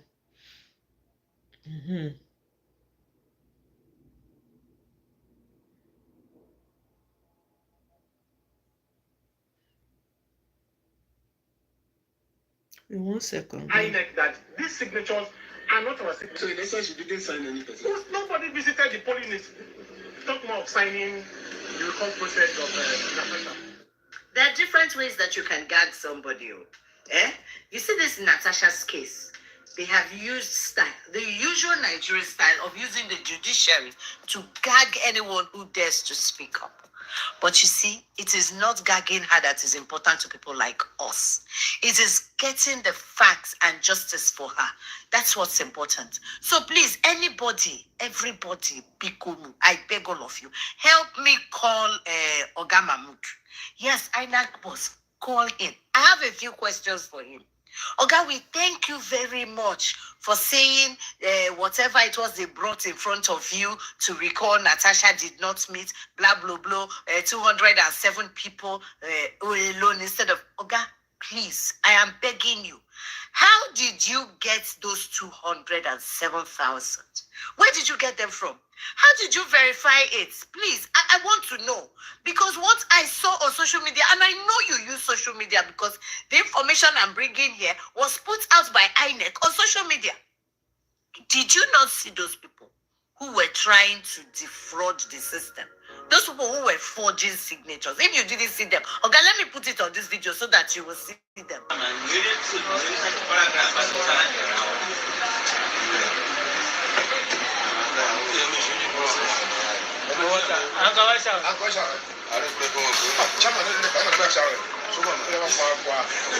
So these people who forged signatures, we don't know how many. We hear some of them use thumbprints. Is it 5 thumbprints for 5 people, 5 different fingers for 5 people, or is it thumbprints? Each person 1 thumb? We would like to know, because people like me, we want to call for forensic. We want them to do forensic so that we will know where you got your numbers from. Augustine, let me tell you something. As a sister, a friend, and a Nigerian, a woman very concerned about how women are treated in politics, let me tell you something. Since the election, this last election, you haven't had one good name. Don't let anybody fool you. All of us, everybody, they have called you all sorts of names. Did song, did challenge on your head. Okay, this is your one opportunity to reclaim your integrity, if you have any. To reclaim your value, if you have any, to leave something for your children, grandchildren, and great-grandchildren who will come after you are gone, okay? You need to give them something to you hold on to. I'm watching your body language. It's looking like some people are intimidating you, some people are threatening you, some people are telling you this one, telling you that one to do what your spirit, the only spirit inside of you is refusing. Okay, refuse it. Battle this temptation with everything you have inside of you and give justice. Because if you allow this injustice to happen, I don't know how many they would have attached to the old one we all had. At one time in this country, if you remember, all of us, all our eyes were on you. From you to judiciary, Oga. Mahmoud, please, don't let us sing another song. You see this Natasha's case. Remove your hand or do the right thing. Do the right thing and the right thing. See, we all saw how people come down to, with all the inhibitions, all the threats, everything that was put before these people. They defied all and came out. Hey, that crowd, Oga, where did these people say they found these strange people that they are coming with? Where did these people say they found these strange people that they are coming with? We will call for forensic. Let the forensic not prove that somebody is defrauding. You know, every 4 years, corruption is thrown at us. We don't even know the meaning anymore. Please, let this not add to the electoral corruption. Stay away from it. Tell whoever is trying to drag you into this nonsense that, no, you have had enough. You were here, you were put in this office to defend and protect Nigeria. Okay, please defend and protect Nigeria. Importantly, protect this woman who has come all this way in politics. How many will be? In that National Assembly, how many are there? 4. 4. People want to remove one. No. Don't let devil walk. Don't. This is all I have come to say, because putting court order on her, court saying she should not talk again, this, that. I thank God they did this, all of us should not talk, because me and we talk. Please, sir, I plead with you to ensure that this manipulation does not take place. That's the only way that you will gain for yourself the integrity, value, and honor that you deserve. Thank you. I'm not gonna help you, Bella. For where Madam Hilda, nothing there. Me not go back to Senate. I beg, Biko. Make she not go back. Those people plan for her not good at all. We need Natasha to be around. There's a lot of battles to win. We don't need, make she not even bother, because who know, they'll go put things for that chair, put things for the body, for the I beg go. If na me be Natasha, make it not go back. If na me be her, I go just give her to another person, make the person go the Senate. True, honestly, I go just come out body. I go know, say I don't fight. The fight when I won't fight, I don't make the statement when I won't make. I don't expose this mumu for the whole world to see. That's it. You say, oh really? Oga is about to sack him. That's what they are saying. They are even saying that it's probably going to be Ganduje or a more loyal person from his crew. You understand? I don't see Natasha back at the Senate. No need to beg wicked Mahmoud. I don't need to. I don't. Not this one that they are doing. The man is not listening. He's probably is even going to negotiate so that he can leave early. So somebody else more loyal, he will be deaf and dumb to everybody, and we will just do what they want to do. So,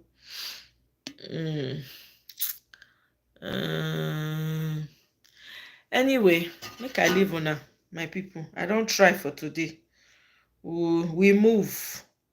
We'll continue the conversation. We continue. So hopefully South will begin to get sense and think of how to come together and fight the common enemy. That's all I have to say on that. Madam Luke, thank you very much. Mr. Guy Wanlele, thank you. Seed, Michael, all of now. I appreciate this has been a good one as well. Thank you very much, guys. I hope you have a wonderful, wonderful evening, and I'll see you guys on my next one.